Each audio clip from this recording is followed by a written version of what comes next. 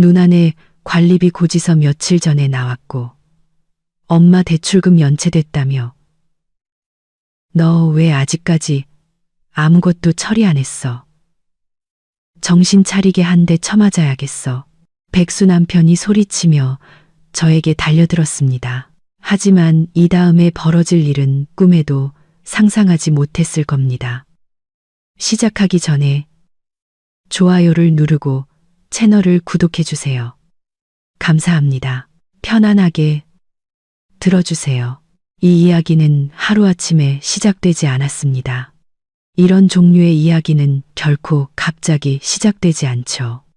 피부 아래의 종기처럼 몇 달, 몇 년에 걸쳐 내가 갑니다. 처음에는 눈치채지 못하고 그 다음엔 참고 그러다 익숙해지고 마침내 터져버립니다. 그때가 되면 아무 일도 없었던 척하기엔 너무 늦어버리죠. 혜진 씨가 남편에게 처음으로 싫어라고 말했을 때 그녀의 나이는 38이었습니다. 하지만 그 순간이 오기까지 아주 오랜 시간이 걸렸습니다. 정말 아주 많이요. 모든 것은 7월에 시작되었습니다. 남편 지훈 씨가 평소보다 일찍 집에 돌아온 날이었죠. 혜진 씨는 막 저녁 식사를 준비하던 참이었습니다. 그가 가장 좋아하는 감자뮬레를 곁들인 돈가스였죠. 현관문이 쾅 닫히는 소리. 그가 현관에서 신발을 벗어 던지는 소리는 들렸지만 평소 같은 인사 대신 정적만이 흘렀습니다. 그녀는 앞치마에 손을 닦으며 부엌에서 나왔습니다. 지훈 씨는 복도 의자에 외투도 벗지 않은 채 앉아 허공을 응시하고 있었습니다. 무슨 일이야? 그가 그녀를 쳐다보았습니다. 그의 눈에는 혜진 씨가 전에 본 적 없는 무언가가 있었습니다. 분노도 피로도 아닌 텅 빈 공허함. 잘렸어. 한마디. 짧고 단호한 말이었습니다. 혜진 씨는 다가가 그의 옆에 쭈그려 앉아 손을 잡았습니다. 잘리다니. 회사 사정 괜찮다고 했잖아. 매출도 오르고 있다고. 그랬지. 지훈 씨는 씁쓸하게 웃었습니다. 근데 사장님이 젊은 매니저들이 더 싸게 먹힌다고 생각했나 봐. 대학생들 알바로 잔뜩 뽑고 우리 같은 사람 셋을 잘라버렸어. 그거 불법 아니야. 당신 거기서 7년이나 일했잖아. 경력도 있고 고객 명단도 있는데. 합법이래. 정리해고 형식으로 처리했어. 위로금으로 2달치 월급 주고 끝이야. 혜진 씨는 그 소식을 소화하며 아무 말도 하지 않았습니다. 2달치 월급이면 약 500만 원. 아껴 쓰면 두어 달은 버틸 수 있겠죠. 괜찮아. 다른 일 찾으면 되지. 그녀는 목소리가 자신감 있게 들리도록 애썼습니다. 당신은 실력 좋은 전문가니까 어디든 갈 수 있을 거야. 지훈 씨는 아무 대답 없이 일어나 방으로 들어가 버렸습니다. 그날 저녁 그들은 거의 대화하지 않았습니다. 혜진 씨는 손도 대지 않은 돈가스를 치우고 설거지를 하고 잠자리에 들었습니다. 지훈 씨는 밤늦게까지 컴퓨터 앞에 앉아 있었습니다. 그녀는 마우스 클릭 소리와 어떤 영상의 희미한 소리를 들었습니다. 아직은 걱정하지 않았습니다. 이건 일시적인 일이라고 생각했죠. 곧 정신 차리고 마음을 다잡고 다시 일자리를 찾기 시작할 거라고. 그런 충격을 받은 사람에게 마음 추스를 시간을 주는 건 당연한 일이니까요. 첫 주는 지훈 씨도 정말 무언가를 찾는 듯 했습니다. 혜진 씨는 그의 컴퓨터 화면에서 구인 사이트를 보았고 그가 전화로 근무 조건을 묻고 면접 약속을 잡는 것을 들었습니다. 한 번은 정장을 차려입고 반나절 동안 어딘가 다녀오기도 했습니다. 그는 어두운 표정으로 돌아왔습니다. 잘 안 됐어. 혜진 씨가 조심스럽게 물었습니다. 월급 200만 원을 제안하더라. 당신이 버는 것보다도 적잖아. 이건 모욕이야. 혜진 씨는 200만 원이 아예 없는 것보다는 낫다고. 작은 것부터 시작해서 성장할 수도 있다고. 냉장고가 비었을 때 자존심은 좋은 조언자가 아니라고 말하고 싶었습니다. 하지만 입을 다물었습니다. 그를 압박하고 싶지도 잔소리하는 아내처럼 보이고 싶지도 않았습니다. 그는 이미 예민해져 있었으니까요. 둘째 주, 지훈 씨는 면접을 2번 더 보러 갔습니다. 하나는 무역회사, 다른 하나는 자동차 영업소였습니다. 2번 다 불만 가득한 얼굴로 돌아왔습니다. 무역회사는 근무 시간이 불규칙하고 주말에도 불려 나간다고 했습니다. 자동차 영업소는 기본급이 쥐꼬리만 하고 전부 실적에 달려있다고 했습니다. 게다가 무슨 광대처럼 유니폼까지 입으라고 강요했다고요. 셋째 주, 면접 횟수가 줄었습니다. 지훈 씨는 괜찮은 일자리가 없으니 시장이 활기를 띠는 가을까지 기다려야 한다며 집에 있는 시간이 점점 늘어났습니다. 첫 달이 끝날 무렵 위로금은 바닥났습니다. 혜진 씨는 말없이 모든 생활비를 떠안았습니다. 월세, 식비, 공과금까지요. 그녀의 월급 220만 원으로는 빠듯했지만 불평하지 않았습니다. 일시적인 거야. 그녀는 스스로에게 되뇌었습니다. 이건 일시적인 일이야.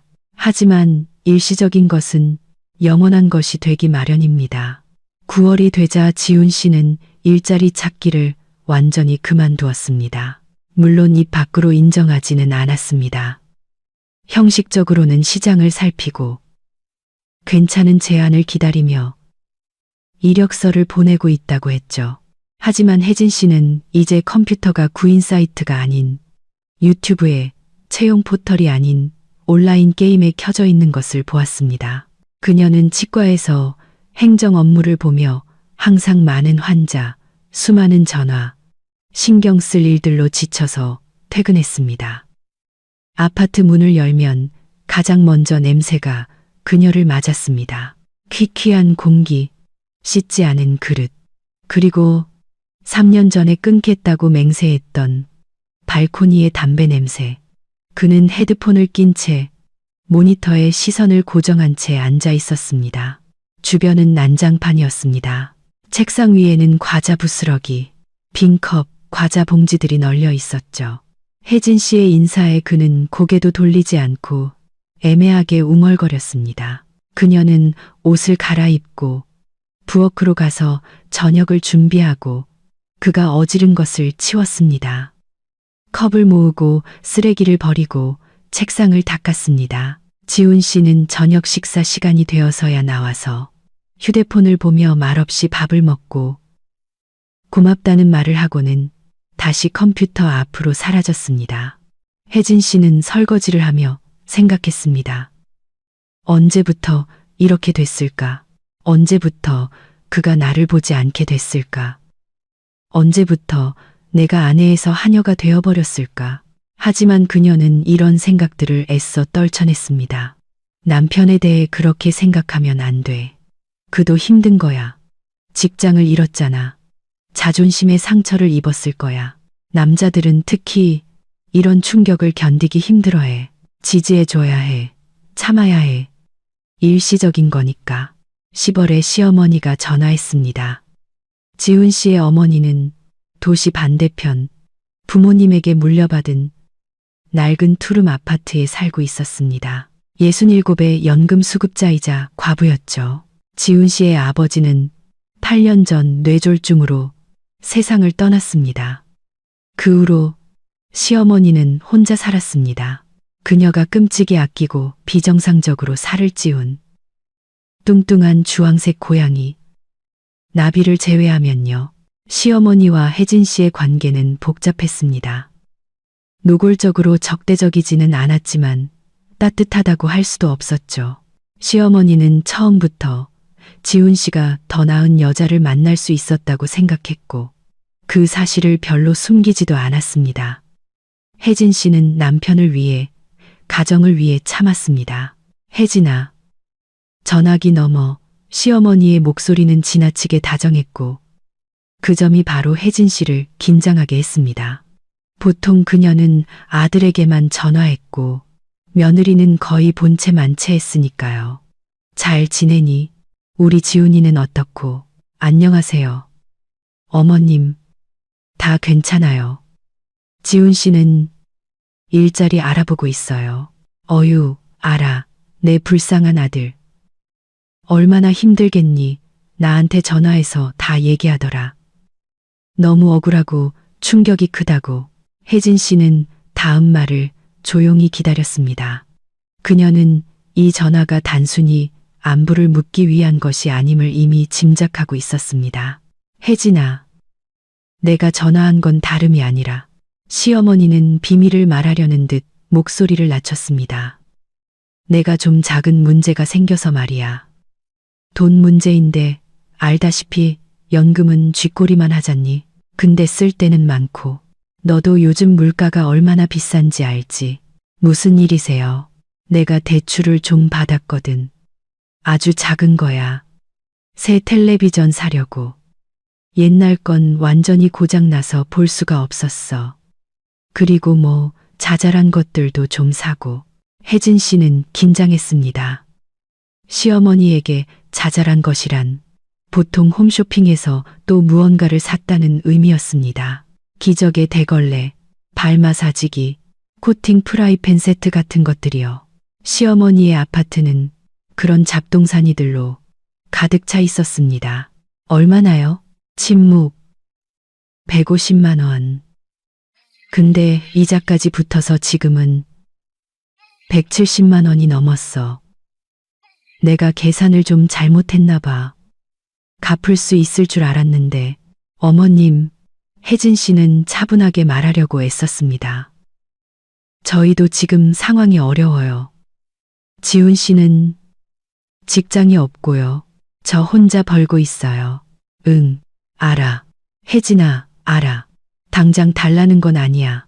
그냥 혹시 여유가 생기면 일부라도 지훈이한테 부탁하고 싶지만 걔도 지금 돈이 없잖니. 불쌍한 것은 컴퓨터 앞에서 3시간째 쉬지 않고 탱크 게임을 하고 있었습니다. 생각해 볼게요. 혜진 씨는 건조하게 대답하고 전화를 끊었습니다. 저녁에 그녀는 지훈 씨에게 전화에 대해 이야기했습니다. 그는 얼굴을 찌푸렸습니다. 엄마는 맨날 무슨 일을 그렇게 버리신다니까. 이상한 복권이나 사고 홈쇼핑 중독이고 내가 몇 번이나 그런 거 하지 말라고 했는데 그래서 어떡하지? 도와드려야겠지. 아마도 혼자 계시고 연금도 적으시잖아. 그는 기대하는 눈빛으로 혜진 씨를 바라보았습니다. 당신 비상금 있잖아. 혜진 씨는 온몸이 차가워지는 것을 느꼈습니다. 비상금. 그녀가 몇 년 동안 조금씩 모아온 100만 원. 만일의 사태를 위한, 최악의 경우를 위한 돈. 그녀에게 최소한의 안정감을 주는 돈이었습니다. 지훈 씨, 그건 만약을 위한 돈이야. 내가 아프거나 우리 엄마를 위해서. 엄마도 계속 약값이 필요하단 말이야. 당신 어머니는 연금 괜찮게 받으시잖아. 그가 말을 잘랐습니다. 근데 우리 엄마는 쥐꼬리만 한 돈으로 사시고 대출금 때문에 스트레스 받으시잖아. 압박감 때문에 밤에 잠도 못 주무시고 혈압도 오르락내리락 하신대. 당신 엄마가 비톡촉하는 사람들한테 시달리길 바라는 거야? 하지만 왜 내가 가족이니까. 지훈 씨는 목소리를 높였습니다. 아니면 우리 엄마가 남이라는 거야? 혜진 씨는 침묵했습니다. 말이 목구멍에 걸렸습니다. 그녀는 가족이란 서로 돕는 것이지 한 사람이 모두를 짊어지는 것이 아니라고 말하고 싶었습니다. 지난 12년 동안 시어머니에게서 따뜻한 말 한마디 들어본 적이 없다고. 바로 한 달 전 시어머니 생신 때 모든 손님 앞에서 손주는 결국 못 보게 생겼네. 다른 여자들은 일하면서 애도 잘 만났던데 라고 말했던 것을 떠올렸습니다. 하지만 그녀는 침묵했습니다. 다음 날 그녀는 시어머니에게 50만 원을 보냈습니다. 비상금의 절반이었죠. 시어머니는 고맙다는 말도 없이 이 돈이면 당분간은 버틸 수 있겠고 나중에 보자고 중얼거릴 뿐이었습니다. 나중에 보자는 한 달 뒤에 찾아왔습니다. 11월은 춥고 질퍽했습니다. 혜진 씨는 만원 버스에 몸을 싣고 퇴근하면서 장을 봐야 하는데 월급날까지 남은 돈이 10만 원뿐이라는 사실을 떠올렸습니다. 앞으로 2주 동안 버텨야 할 돈이었습니다. 그 말은 파스타, 쌀, 가장 싼 채소만 먹어야 한다는 뜻이었습니다. 고기는 닭고기뿐, 그것도 할인할 때만 가능했죠. 지훈 씨는 여전히 일자리를 찾고 있었습니다. 일주일에 한 번 구인 사이트를 훑어보고 몇 군데 클릭해 본 뒤 괜찮은 데가 하나도 없네라고 말하며 창을 닫는 것이 전부였습니다. 나머지 시간은 게임, 유튜브, 드라마 시청으로 보냈습니다. 혜진 씨는 그의 자존심을 건드리지 않으려 조심스럽게 말을 골라 대화를 시도했습니다. 지훈 씨, 일자리 찾는 동안 임시로 할 수 있는 일이라도 알아보는 건 어때? 요즘 배달 기사 같은 건 항상 사람 구하던데. 그는 마치 그녀가 몸이라도 팔라고 제안한 것처럼 쳐다보았습니다. 배달 기사. 7년 경력 매니저인 내가 오토바이 타고 음식 배달이나 하라고. 당신 제정신이야? 그냥 어떤 돈이든 버는 게 낫지 않을까 해서. 뭐보다 나은데. 계속 말해봐. 아무것도 안 하는 것보다. 그는 일어서서 그녀에게 다가왔습니다. 혜진 씨는 본능적으로 뒤로 물러섰습니다. 당신, 지금 내가 이 일 안 한다고 비꼬는 거야? 아니, 그런 뜻이 아니었어. 그럼 무슨 뜻이었는데? 내가 당신한테 빌부터 사는 기생충이라는 거야? 지훈 씨, 진정해. 그냥 제안한 것뿐이야. 그는 손을 휘저으며 컴퓨터가 있는 방으로 돌아가 버렸습니다. 문을 어찌나 세게 닫았는지 선반 위에 있던 액자가 떨어졌습니다. 12년 전 그들의 결혼 사진이었습니다. 혜진 씨는 액자를 주워 들여다보았습니다. 웨딩홀 계단에 선 젊은 부부. 그녀는 하얀 드레스를, 그는 턱시도를 입고 있었습니다. 둘 다 행복하게 웃으며 미래를 믿고 있었죠. 이 모든 것이 어디로 사라져 버린 걸까요? 11월 말, 시어머니에게서 다시 전화가 왔습니다. 이번에는 울음 섞인 목소리였습니다. 혜진아, 큰일 났어. 빚 독촉하는 사람들이 매일 전화해서 협박해. 집에 찾아와서 빨간 딱지 붙이겠다고. 나 잠도 못 자고 혈압이 200까지 올라서 청심환을 입에 달고 살아. 혜진 씨는 속에서부터 무거운 짜증이 치밀어 오르는 것을 느끼며 들었습니다. 한 달 전에 주었던 50만 원은 흔적도 없이 사라졌습니다. 어디에 썼는지 알 수 없었죠. 대출금은 그대로 남아 있었고 이자는 불어나고 있었습니다. 어머님, 그때 드린 돈은 어떻게 하셨어요? 무슨 돈? 제가 보내드린 50만 원이요. 침묵. 일부는 대출금 갚는 데 썼고 일부는 약값으로, 그리고 나비가 수술을 받아야 했어. 신장에 결석이 생겨서 혜진 씨는 눈을 감았습니다. 고양이 수술. 그녀가 먹을 것을 아끼는 동안 시어머니는 고양이를 치료하고 있었습니다. 저 이제 돈 없어요. 그녀는 단호하게 말했습니다.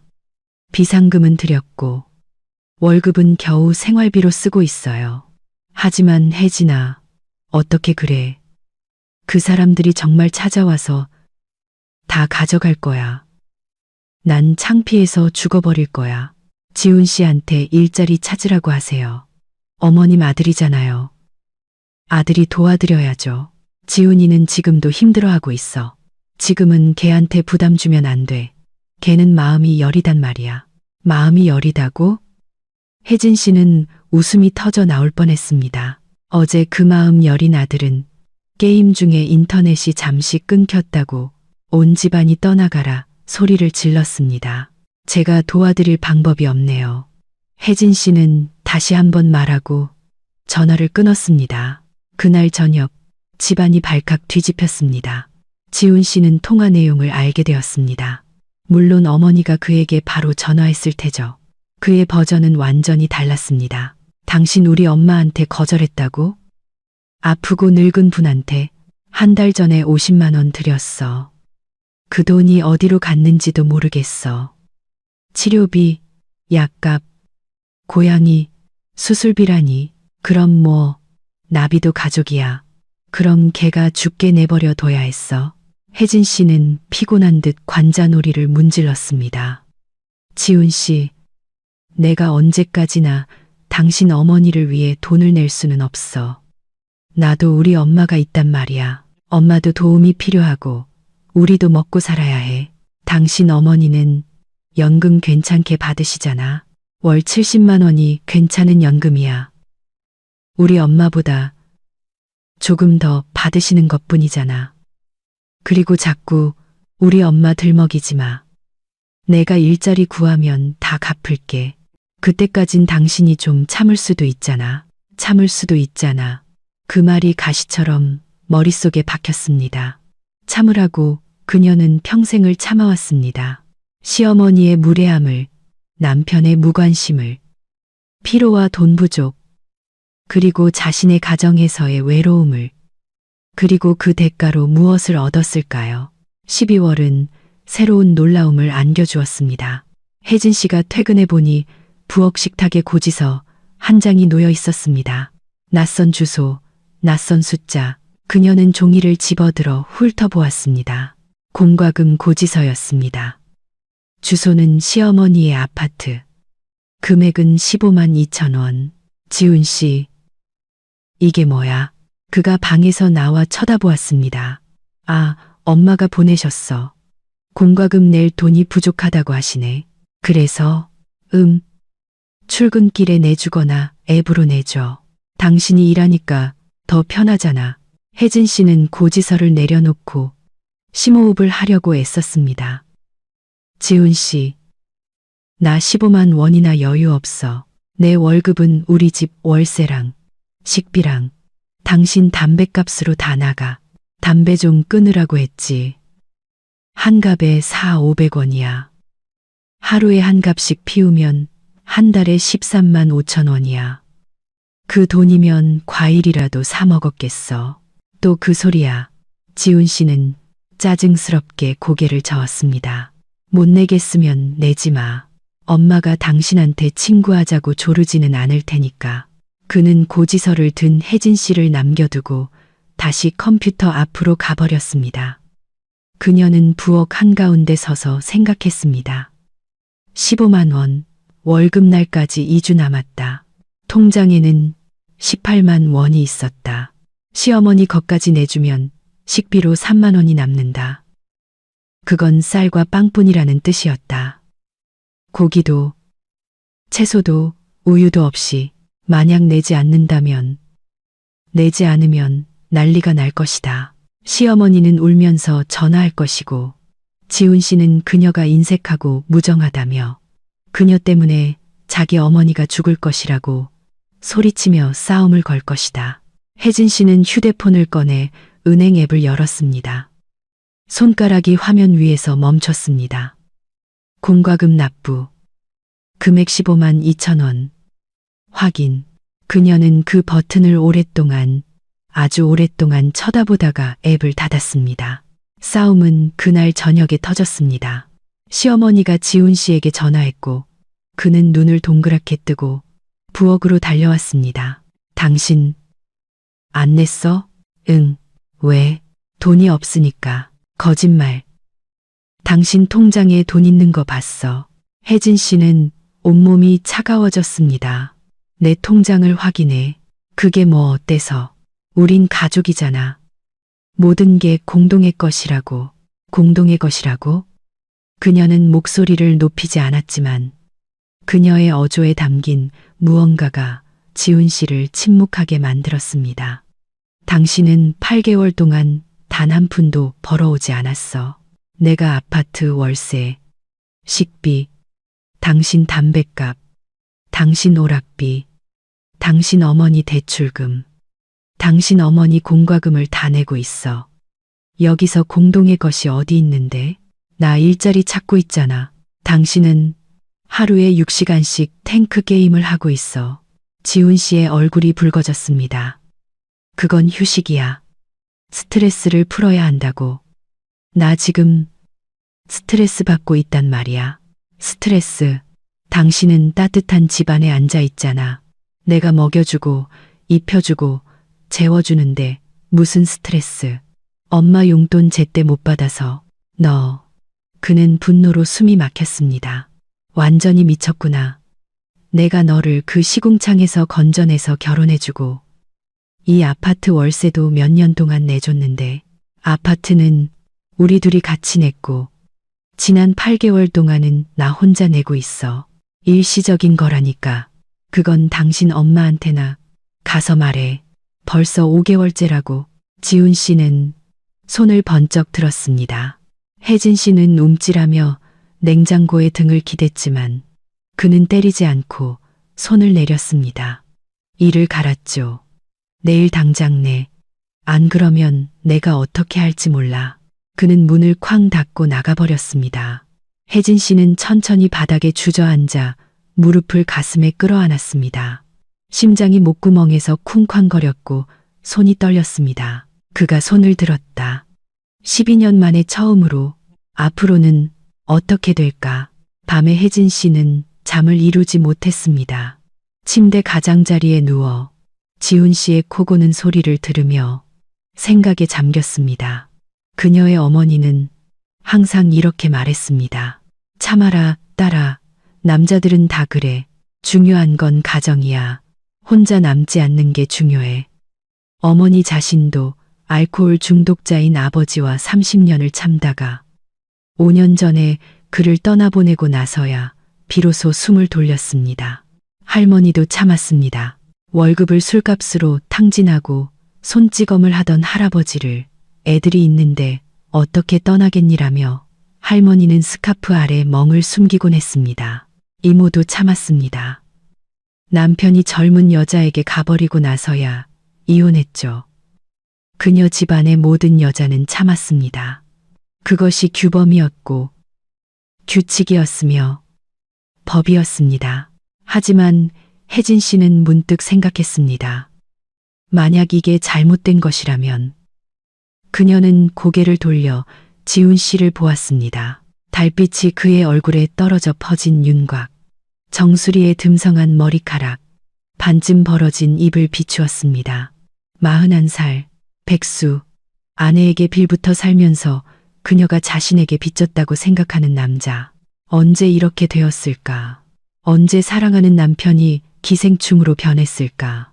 아니면 그는 항상 이랬는데 그녀가 단지 보려 하지 않았던 걸까? 혜진 씨는 눈을 감고 기억을 더듬었습니다. 그들은 13년 전 공동의 친구 생일 파티에서 만났습니다. 그때 지훈 씨는 달랐습니다. 유쾌하고 신사적이며 눈에 활기가 넘쳤죠.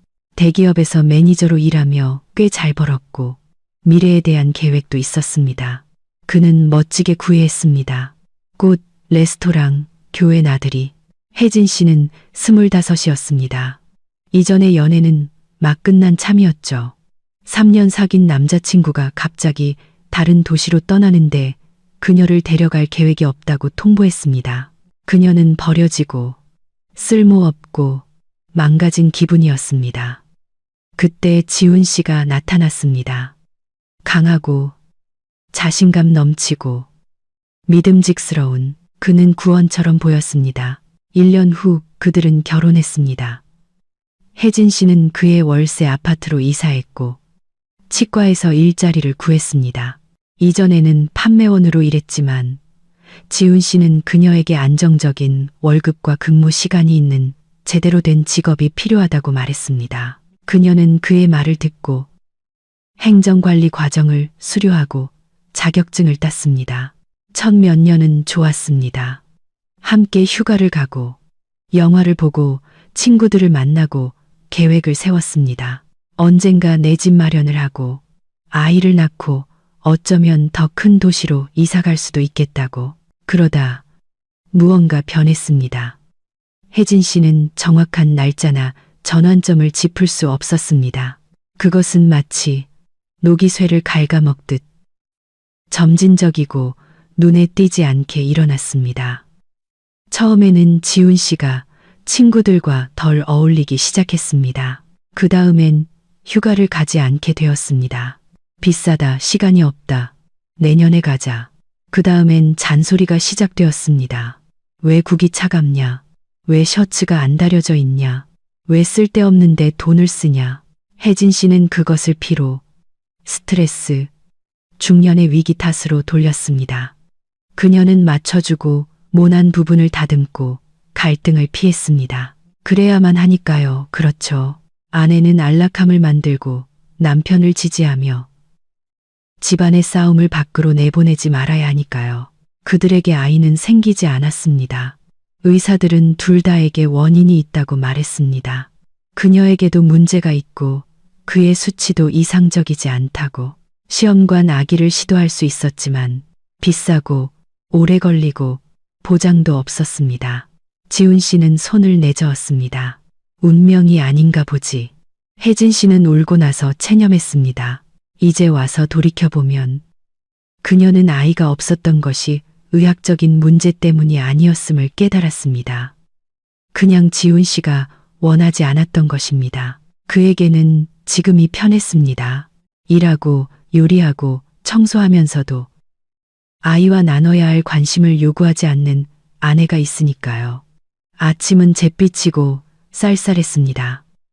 그의 12월은 눈 없이 지나갔습니다. 비와 진흙, 더러운 하늘뿐이었죠. 혜진 씨는 평소처럼 아침을 준비했습니다. 지훈 씨는 뚱한 얼굴로 식탁에 나와 말없이 계란 프라이를 먹었습니다. 출근하기 전에 혜진 씨는 식탁에 고지서를 놓았습니다. 나 이거 안 낼 거야. 지훈 씨가 그녀를 쳐다보았습니다. 뭐라고? 당신 어머니 공과금 안 낼 거라고. 너 미쳤어? 아니, 계산해 봤어. 지난 5개월 동안 내가 당신 가족에게 쓴 돈이 200만 원이 넘어 내 한 달 월급보다 많아. 그런데도 당신은 일도 안 하고 일자리 찾지도 않으면서 내가 당신에게 빚졌다고 생각하고 있어. 지훈 씨는 입을 열었다가 닫았습니다. 그의 눈에 당혹감 같은 것이 스쳐 지나갔습니다. 어디서 그런 계산이 나와? 내가 기록해뒀어. 혜진 씨는 가방에서 수첩을 꺼냈습니다. 자, 8월 식비랑 생활용품으로 80만 원.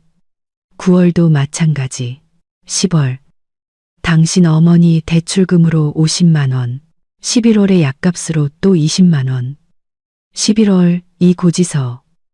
게다가 내가 아파트 월세, 식비, 공과금, 교통비까지 다 내고 있어. 그녀는 페이지를 넘겼습니다.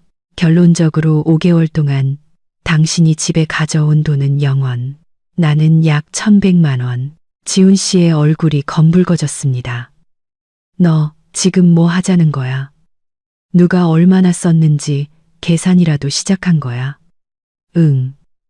왜냐면 당신은 돈이 하늘에서 뚝 떨어지는 줄 아는 것 같아서. 나 일자리 찾고 있다고. 당신은 탱크 게임이나 하고 있잖아. 어제는 5시간 40분. 그저께는 6시간. 나를 감시하기까지 하는 거야. 감시가 아니야. 당신 컴퓨터에 있는 스크린 타임 통계야. 누구나 볼 수 있게 되어 있어. 지훈 씨는 의자를 박차고 일어섰습니다. 내 수첩이랑 계산은 집어치워. 내가 무슨 거지인 줄 알아? 나는 당신이 8개월 동안 일도 안 하면서 아내가 자기 어머니를 부양하라고 요구하는 어른 남자라고 생각해. 그건 잘못된 거야. 잘못됐다고? 그는 비웃었습니다. 그럼 뭐가 옳은 건데? 엄마를 버리라고?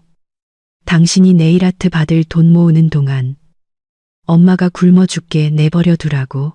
나 3년 동안 네일아트 한 번도 안 했어. 지훈 씨는 말을 멈추고 그녀의 손을 보았습니다.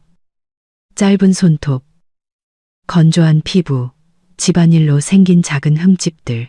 그건 내 잘못이야. 나한테 말했으면 내가 돈을 줬을 거라고. 무슨 돈으로? 지훈 씨, 그는 침묵했습니다. 나 출근 늦었어. 혜진 씨는 가방을 들며 말했습니다.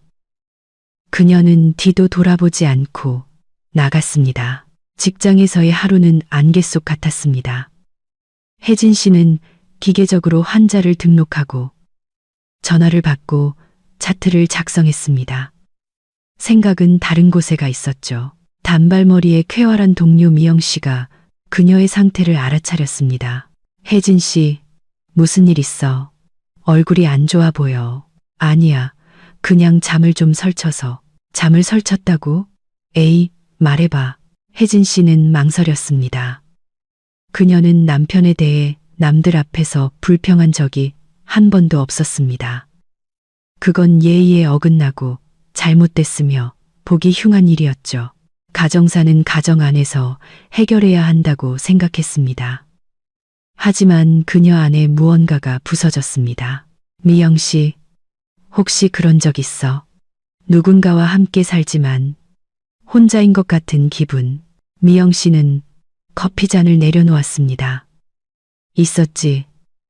첫 남편이랑 10년 참다가 이혼했어.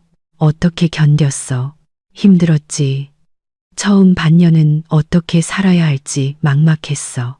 근데 그러고 나니 어깨에서 무거운 짐을 내려놓은 것 같더라. 나를 가라앉게 만드는 사람이랑 같이 있는 것보다 혼자인 게 훨씬 낫다는 걸 깨달았지.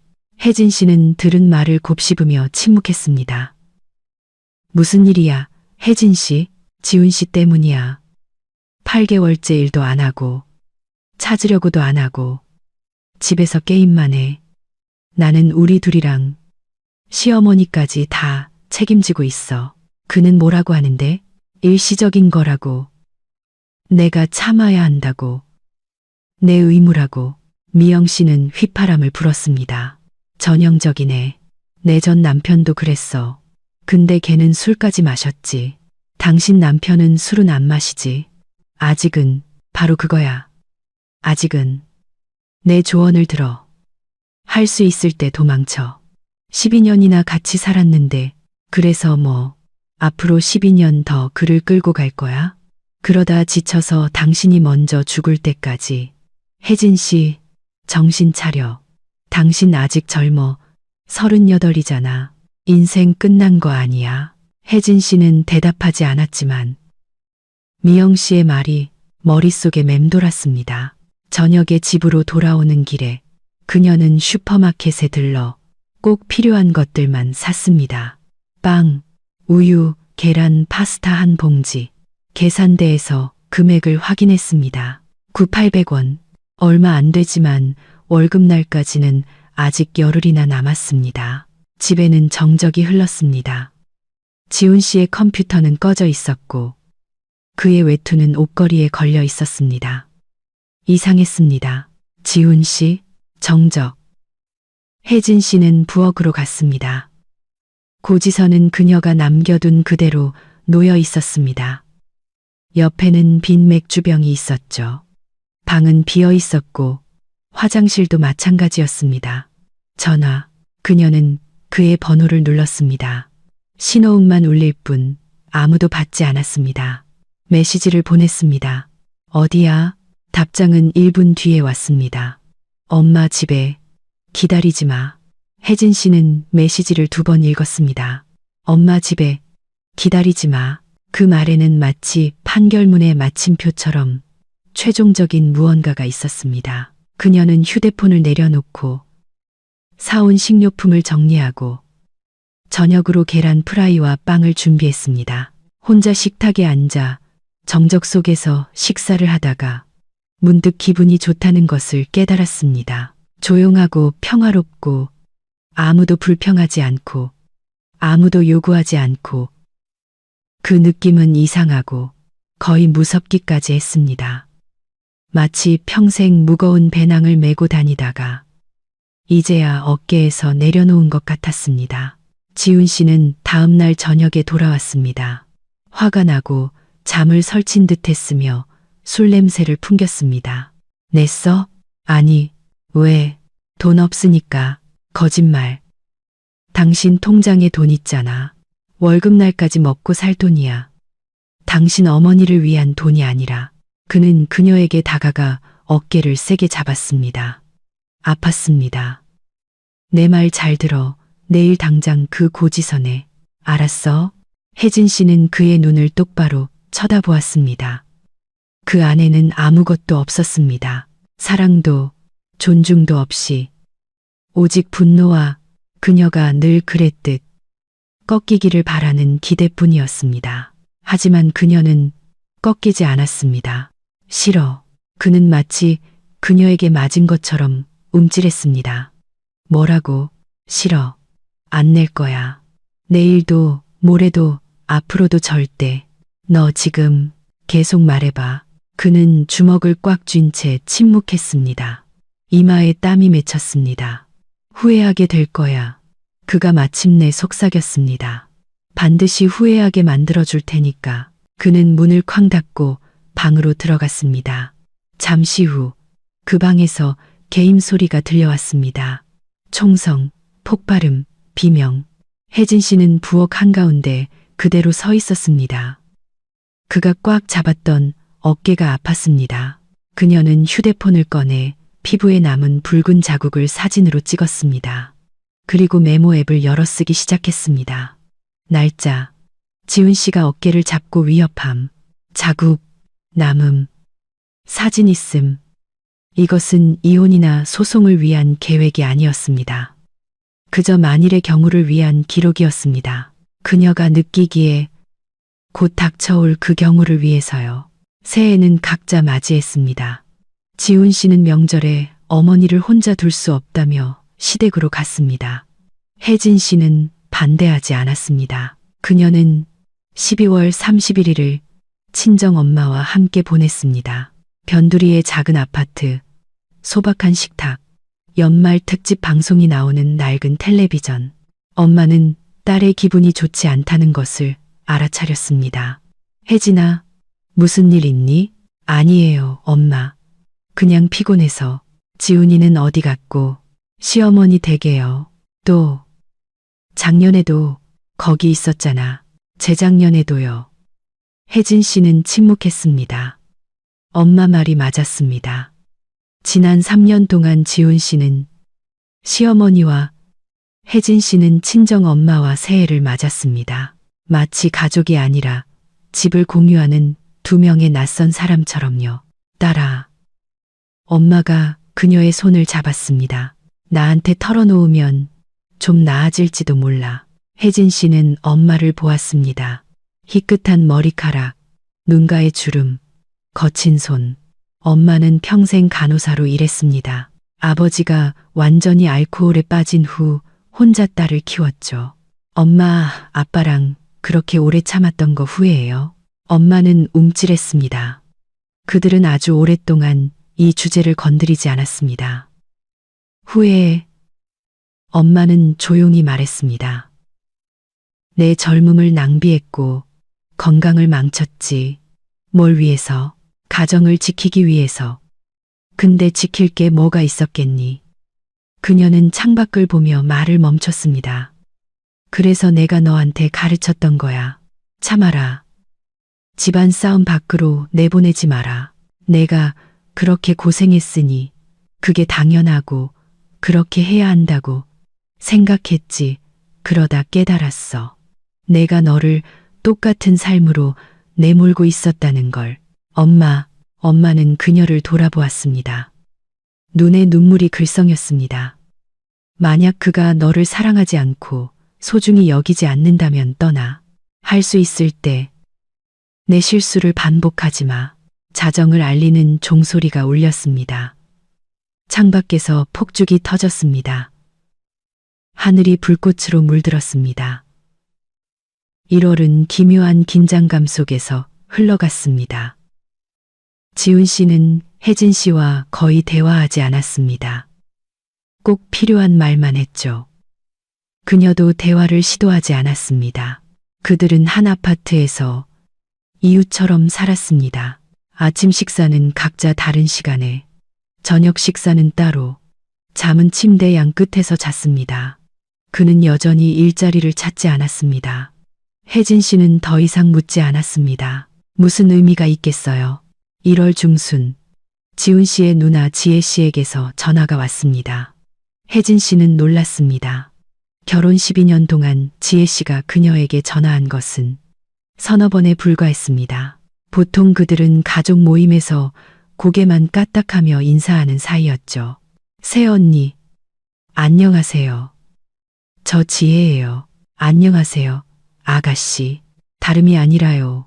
엄마가 전해달라고 하시는데 관리비가 2달치나 밀려서 28만 원이 넘었대요. 혹시 내주실 수 있을까요? 아니요. 침묵. 네? 아니요. 못 내드려요. 어머님 관리비 낼 돈이 없어요. 그래도 전에는 도와주셨잖아요. 전에는 도왔지만 이제는 못해요. 새언니. 그래도 엄마잖아요. 연세도 많으시고 아프시다고요. 아가씨도 직장 있으시죠? 지훈 씨는 없지만 찾을 수는 있고요. 왜 아가씨 어머니를 제가 책임져야 한다고 생각하세요? 그래도 가족이잖아요. 어떤 가족이요? 저는 8개월 동안 아가씨 어머니한테서 좋은 말 한마디 못 들었어요. 요구만 들었죠. 가족이 어디 있는데요? 지혜 씨는 침묵했습니다. 알아서들 하세요. 혜진 씨는 말하고 전화를 끊었습니다. 저녁에는 또 한바탕 난리가 났습니다. 지훈 씨는 그녀가 누나 앞에서 자신을 망신시켰다며 이제 온 가족이 그녀를 욕심 많고 못된 여자로 볼 것이라며 자신이 누구와 결혼했는지 모르겠다고 소리쳤습니다. 혜진 씨는 말없이 듣고 있었습니다. 어느 순간 그의 말이 더 이상 상처가 되지 않는다는 것을 깨달았습니다.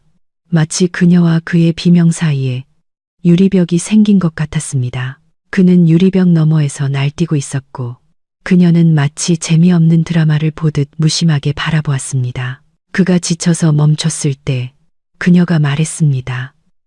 끝났어. 소리 지르는 거 끝났냐고. 지훈 씨는 분노로 숨이 막혔습니다. 너 진짜 돌았구나. 나 자러 갈게. 내일 일찍 일어나야 해서. 그녀는 침실로 들어가 문을 닫고 침대에 누워 이불을 덮었습니다. 그리고 아주 오랜만에 울지 않았습니다. 2월은 예상치 못한 전환점을 가져왔습니다. 혜진 씨가 퇴근하던 중 엄마에게서 전화가 왔습니다. 목소리가 이상하고 불안해 보였습니다. 혜진아, 너 언제 집에 오니? 한 20분 뒤에요. 무슨 일 있어요? 어떤 남자가 너를 찾아왔었어. 혜진 씨는 길가에 멈춰 섰습니다. 어떤 남자요? 박 팀장이라고 하던데 은행에서 왔다고 하더라. 명함 남겨놓고 갔어. 전화해 보라고. 엄마, 나 대출 받은 거 없어요. 알아, 딸아. 근데 심각한 일이라고 하더라. 보증 문제라고. 혜진 씨의 심장이 철렁 내려앉았습니다. 보증. 3년 전 지훈 씨는 그녀에게 서류에 서명해달라고 설득했습니다. 그의 친구 상철 씨가 카센터를 여는데 대출 보증인이 필요하다고요. 지훈 씨는 이거 그냥 형식적인 거야. 상철이는 믿을 만한 놈이야. 다 갚을 거야 라고 장담했습니다. 혜진 씨는 망설였지만 남편의 압박에 못 이겨 서명했습니다. 3년 동안 그녀는 그 일을 잊고 있었습니다. 상철 씨는 잘 운영하는 것 같았고 카센터도 문제 없어 보였습니다. 아니면 문제가 있었던 걸까요? 집에 도착하자마자 그녀는 명함에 적힌 번호로 전화를 걸었습니다. 정중한 남성의 목소리가 들려왔습니다. 김혜진 씨, 전화 주셔서 다행입니다. 저는 박 팀장입니다.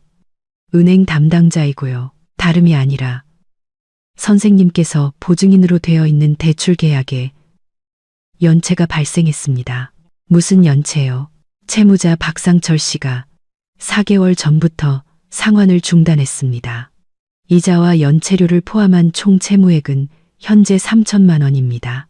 혜진 씨는 의자에 주저앉았습니다. 눈앞이 캄캄해졌습니다. 3천만 원. 네. 계약에 따라 보증인은 연대 책임을 집니다. 보증인은 두 분. 선생님과 선생님의 남편분이시죠. 따라서 각자 절반인 1,500만 원에 대한 책임이 있습니다. 하지만 저한테는 그런 돈이 없어요. 이해합니다.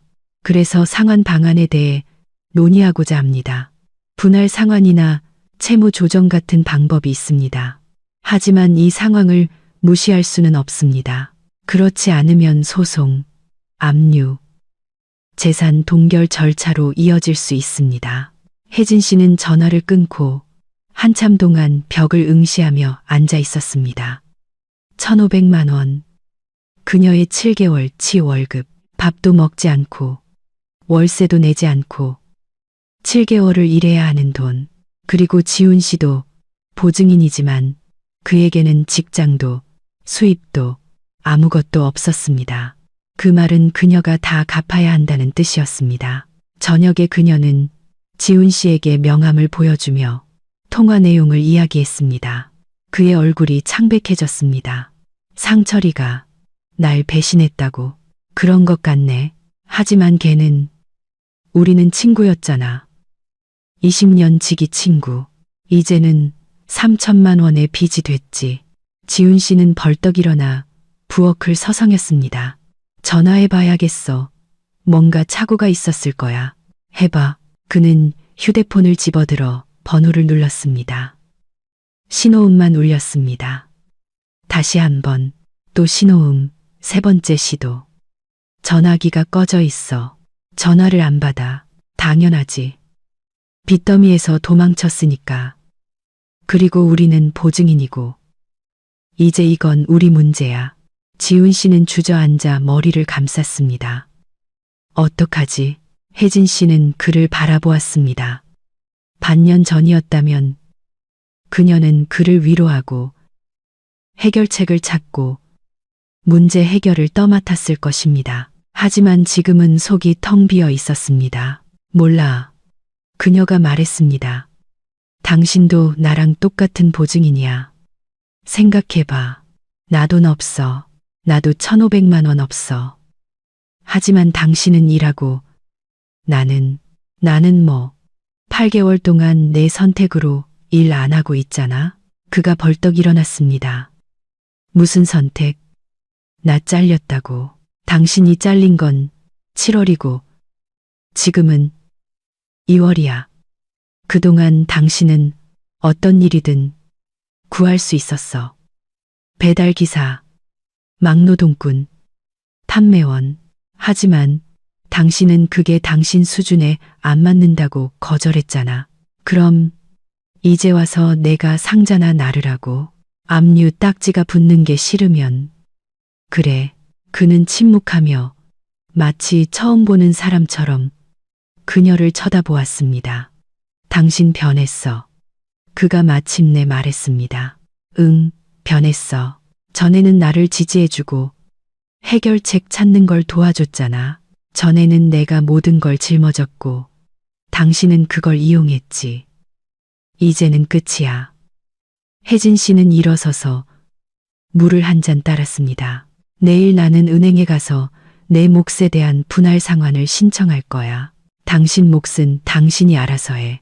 일을 찾든 뭘 팔든 아니면 엄마나 누나, 친구들한테 부탁하든 더 이상 내 문제가 아니야.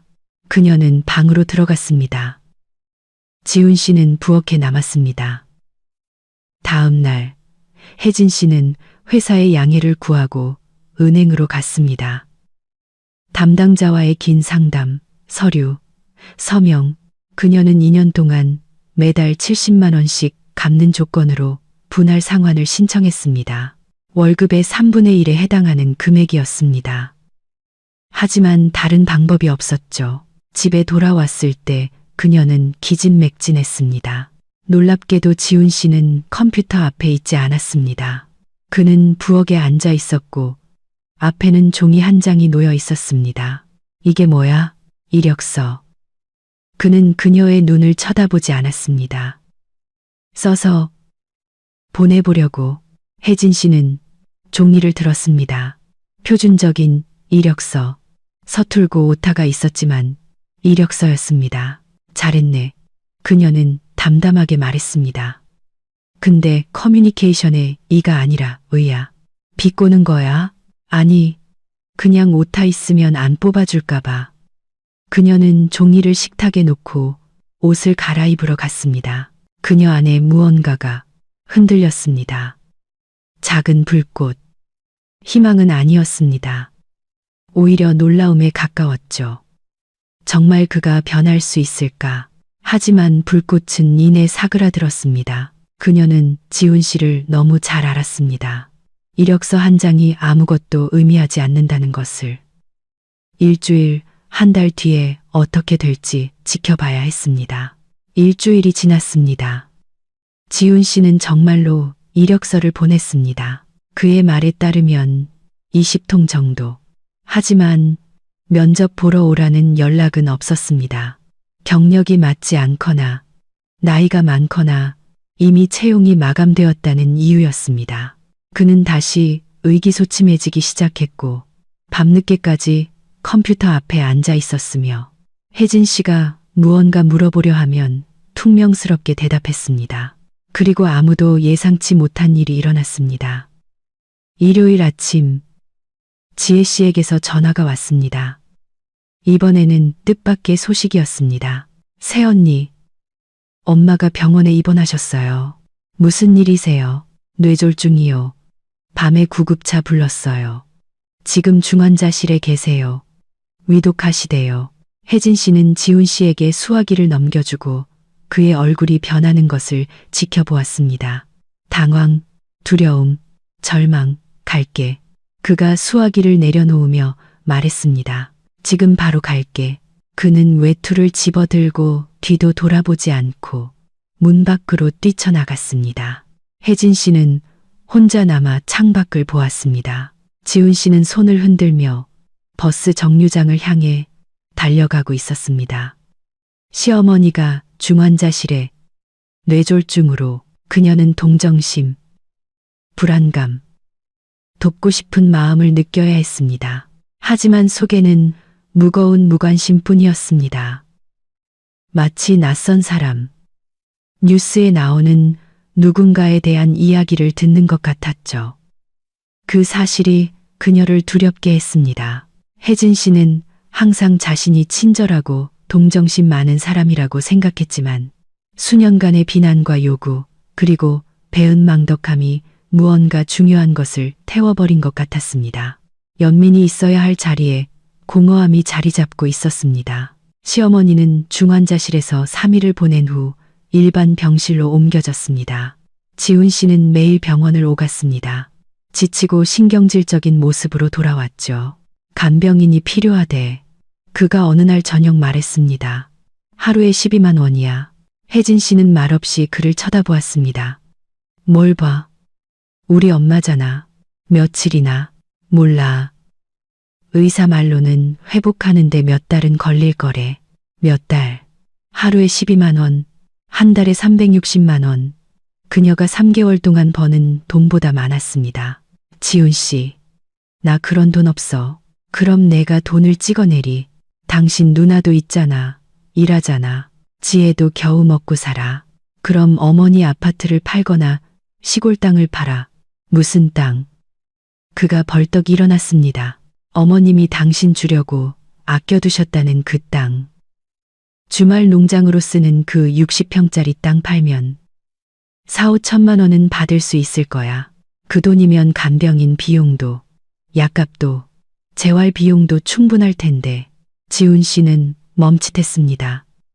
엄마 땅을 팔라고? 나는 당신이랑 지혜 씨가 당신들 어머니 문제를 스스로 해결하길 바라는 거야. 나 없이. 잔인하네. 정당한 거야. 나는 8개월 동안 당신들 모두를, 나를 견디지 못하는 당신 어머니를, 고지서나 보내는 당신 누나를, 일하지 않는 당신을 끌고 왔어. 이제는 끝이야. 그녀는 돌아서서 화장실로 들어갔습니다. 그의 비명을 듣지 않으려 물을 틀었습니다. 30분 뒤 그녀가 나왔을 때 지훈 씨는 집에 없었습니다. 그는 밤늦게 술에 취해 돌아왔습니다. 혜진 씨는 쿵 하는 소리에 잠에서 깼습니다. 그가 현관에서 의자를 넘어뜨린 것이었습니다. 그녀는 그의 무겁고 비틀거리는 발소리를 들었습니다. 그리고 침실 문이 벌컥 열렸습니다. 그가 문턱에 서서 말했습니다. 다 너 때문이야. 혜진 씨는 침대에서 일어나 불을 켰습니다. 지훈 씨는 창백했습니다. 눈 밑에는 다크서클이 짙었고 셔츠는 구겨져 있었습니다. 가서 술이나 깨. 명령하지 마. 그가 그녀에게 다가왔습니다. 너는 내 아내지, 상사가 아니야. 지훈 씨, 당신 취했어. 내일 얘기해. 지금 얘기해. 그는 그녀의 팔을 잡아 자신 쪽으로 끌어당겼습니다. 여기 앉아서 돈이나 세고 있겠지. 놔, 안 놔. 그의 손아귀 힘이 강해졌습니다. 아팠습니다. 내 말 듣고 있어. 너는 내 아내고 도와줄 의무가 있어. 의무라고. 혜진 씨는 그의 눈을 쳐다보았습니다. 두려움 없이, 차분하게. 지금 당장 손 놔. 안 놓으면 어쩔 건데. 경찰 부를 거야. 그는 마치 한 대 맞은 것처럼 움찔했습니다. 경찰? 너, 경찰을? 나한테. 당신이 놓지 않으면, 응. 몇 초 동안 그들은 서로를 쳐다보았습니다. 그러다 지훈 씨는 손가락 힘을 풀고 뒤로 물러섰습니다. 미친년, 그가 중얼거렸습니다. 그는 돌아서서 다른 방으로 가버렸습니다. 문이 쾅 닫혔습니다. 혜진 씨는 자신의 손목을 보았습니다. 손가락 자국이 붉게 남아 있었습니다. 내일이면 멍이 들겠지. 그녀는 휴대폰을 들어 사진을 찍고 메모에 기록했습니다. 날짜, 시간, 무슨 일이 있었는지, 그리고 침대에 누워 이불을 목까지 끌어당겼습니다. 잠은 오지 않았고 생각만이 유리 조각처럼 차갑고 선명했습니다. 아침에 혜진 씨는 평소보다 일찍 일어났습니다. 지훈 씨는 거실 소파에서 코를 골며 자고 있었습니다. 그에게서 술 냄새가 났습니다. 그녀는 조용히 준비하고 집을 나섰습니다. 출근길에 약국에 들러 멍 빼는 연고를 샀습니다. 치과에 도착하자마자 그녀는 의사에게 30분만 시간을 내달라고 했습니다. 다행히 의료기관에서 일하고 있었기에 예약은 어렵지 않았습니다. 손목의 혈종을 기록해달라고 부탁했습니다. 피곤한 눈을 한 젊은 여의사가 이해한다는 듯 그녀를 쳐다보았습니다. 가정에서 다치셨나요? 네, 남편이. 혜진 씨는 고개를 끄덕였습니다. 신고하시겠어요? 아직은요. 하지만 만약을 위해 진단서가 필요해요. 의사는 진단서를 발급해 그녀에게 건넸습니다. 혹시 모르니 이건 여성 긴급 전화번호예요. 도움을 받을 수 있을 거예요. 혜진 씨는 명함을 받아 가방에 넣었습니다. 감사합니다. 몸 조심하세요. 3월이 시작되었습니다. 뜻밖의 따뜻했습니다. 눈이 녹고 거리에는 시냇물이 흐르고 하늘은 더 높고 맑아졌습니다. 시어머니는 병원에서 퇴원했습니다. 몸의 오른쪽이 거의 마비되었고 말이 어눌했으며 이해력도 떨어졌습니다. 지속적인 간병이 필요했습니다. 지훈 씨와 지혜 씨는 상황을 논의하기 위해 만났습니다. 혜진 씨는 부르지 않았고 그녀도 끼고 싶지 않았습니다. 결과는 저녁에 지훈 씨가 집에 돌아왔을 때 알게 되었습니다. 시골 땅 팔기로 했어. 그가 어두운 목소리로 말했습니다. 엄마는 반대하시지만 다른 방법이 없어. 혜진 씨는 침묵했습니다. 그녀는 그렇게 될 줄 알았습니다. 돈 들어올 때까지는 지혜가 엄마 집에 살기로 했어. 무급 휴가 냈대. 현명하네. 지훈 씨는 짜증스럽게 그녀를 쳐다보았습니다. 동정하는 척이라도 좀 하지 그래. 없는 감정을 왜 꾸며내야 하는데. 그는 대답하려다 입을 다물었습니다. 컴퓨터 앞으로 가버렸죠. 혜진 씨는 부엌에 남아 차를 한 잔 따르고 창가에 앉았습니다. 창밖은 어두워지고 있었습니다. 가로등이 켜졌습니다. 사람들은 저마다의 문제, 고통, 이야기를 안고 지나갔습니다. 그녀는 생각했습니다. 이제 어떡하지? 은행 빚 1,500만 원, 2년 분할 상환. 지훈 씨는 여전히 백수. 허자 이제는 찾는 척이라도 합니다. 관계는 파탄났고 각방을 쓰고 거의 대화도 하지 않습니다. 이 모든 것을 왜 계속해야 할까? 이혼. 이 단어가 점점 더 자주 머릿속에 떠올랐습니다. 전에는 두려웠습니다. 이혼은 실패, 외로움, 인생이 잘못되었다는 인정이라고 그렇게 배웠습니다. 엄마도, 할머니도, 주변의 모든 여자가 그렇게 생각했습니다. 하지만 지금 혜진 씨는 다르게 생각했습니다. 이혼은 실패가 아니다. 막다른 길에서 벗어나는 출구다. 다시 시작할 기회다. 그녀는 38, 20살은 아니지만 60도 아니다. 앞으로 살 날이 많았고 그 삶을 다르게 살 수 있었습니다. 모든 것은 3월 15일 토요일 하루 만에 변했습니다. 혜진 씨는 친정 엄마 집에서 돌아왔습니다. 주말마다 엄마 집에 가서 집안일을 돕고 식료품과 약을 가져다 주었습니다. 그것은 그녀의 결정이었고 선택이었으며 희생이라고 느끼지 않았습니다. 엄마는 그녀를 진정으로 사랑하는 유일한 사람이었습니다. 집에는 지훈 씨가 부엌에서 휴대폰을 만지작거리고 있었습니다. 혜진 씨가 들어서자 그가 그녀를 쳐다보았고 그녀는 즉시 무언가 잘못되었다는 것을 직감했습니다. 무슨 일이야? 지혜가 메시지 보냈어. 그가 그녀에게 휴대폰을 건넸습니다. 화면에는 메신저 메시지가 있었습니다. 혜진 씨는 읽고 속이 조여오는 것을 느꼈습니다. 두려움이 아닌 예감 때문이었습니다. 그녀는 휴대폰을 돌려주고 지훈 씨의 눈을 똑바로 쳐다보았습니다. 그래서 나한테 원하는 게 뭔데? 도와줘. 싫어. 그의 얼굴이 변했습니다. 그녀는 여러 번 보았던 그 표정. 턱 근육이 긴장하고 손마디가 하얗게 변하고 눈에 어둡고 위험한 불꽃이 타오르는 모습. 전에는 물러섰고 두려워했지만 오늘은 아니었습니다.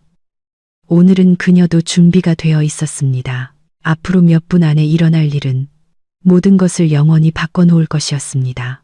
지훈 씨는 의자에서 벌떡 일어났습니다. 의자가 요란한 소리를 내며 넘어졌습니다. 얼굴이 붉어졌고 이마에 땀방울이 맺혔습니다. 목에 핏대가 섰습니다. 눈 안에 관리비 고지서 며칠 전에 나왔고 엄마 대출금 연체됐다며 너 왜 아직까지 아무것도 처리 안 했어? 정신 차리게 한 대 쳐맞아야겠어. 그는 그녀에게 달려들며 손을 휘둘렀습니다. 혜진 씨는 물러서지도 손으로 막지도 울지도 않았습니다.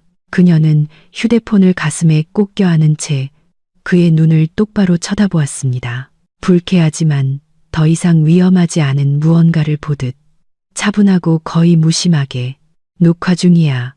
그녀는 차분한 목소리로 말했습니다. 벌써 30초 됐어. 신체적 폭력 위협. 계속해봐. 지훈 씨는 주먹을 든 채 멈춰 섰습니다. 그의 손은 마치 보이지 않는 벽에 부딪힌 것처럼 허공에 멈춰 있었습니다. 뭐, 녹화 중이라고 혜진 씨가 반복했습니다. 음성 포함된 영상이야. 당신 방금 나한테 신체적 폭력을 가하겠다고 협박했어. 그거 가정폭력 처벌법 위반, 협박죄에 해당돼. 2년 이하의 징역까지 받을 수 있어. 그녀는 마치 일기예보나 쇼핑 목록을 읽는 것처럼 차분하고 일상적으로 말했습니다. 지훈 씨는 천천히 손을 내렸습니다. 그의 눈에는 두려움이 아닌 당혹감이 스쳐 지나갔습니다. 그는 무슨 일이 일어나고 있는지 이해하지 못했습니다. 눈앞에 이 여자. 누구지? 항상 물러서고 양보하고 두려워하던 그 혜진 씨는 어디로 갔을까? 꺼. 그가 쉰 목소리로 말했습니다. 싫어. 싫어. 휴대폰 끄라고. 싫어. 이건 내 보험이야. 예전에 당신 어머니 드리려고 내게서 뺏어가려 했던 그 100만 원처럼.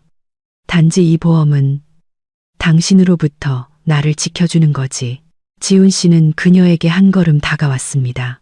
혜진 씨는 꿈쩍도 하지 않았습니다. 한 걸음 더 다가오면 이 녹화 파일은 바로 경찰서로 당신 누나한테, 당신 어머니한테, 그리고 당신 소셜미디어 친구들 모두에게 전송될 거야. 당신이 아내한테 손찌검하는 걸 모두가 알게 되고 싶어. 그는 멈춰서서 거친 숨을 몰아쉬며 주먹을 쥐었다 폈다 했습니다. 너 지금 허세 부리는 거지. 확인해 보든가. 몇 초 동안 그들은 서로 마주 보고 서 있었습니다.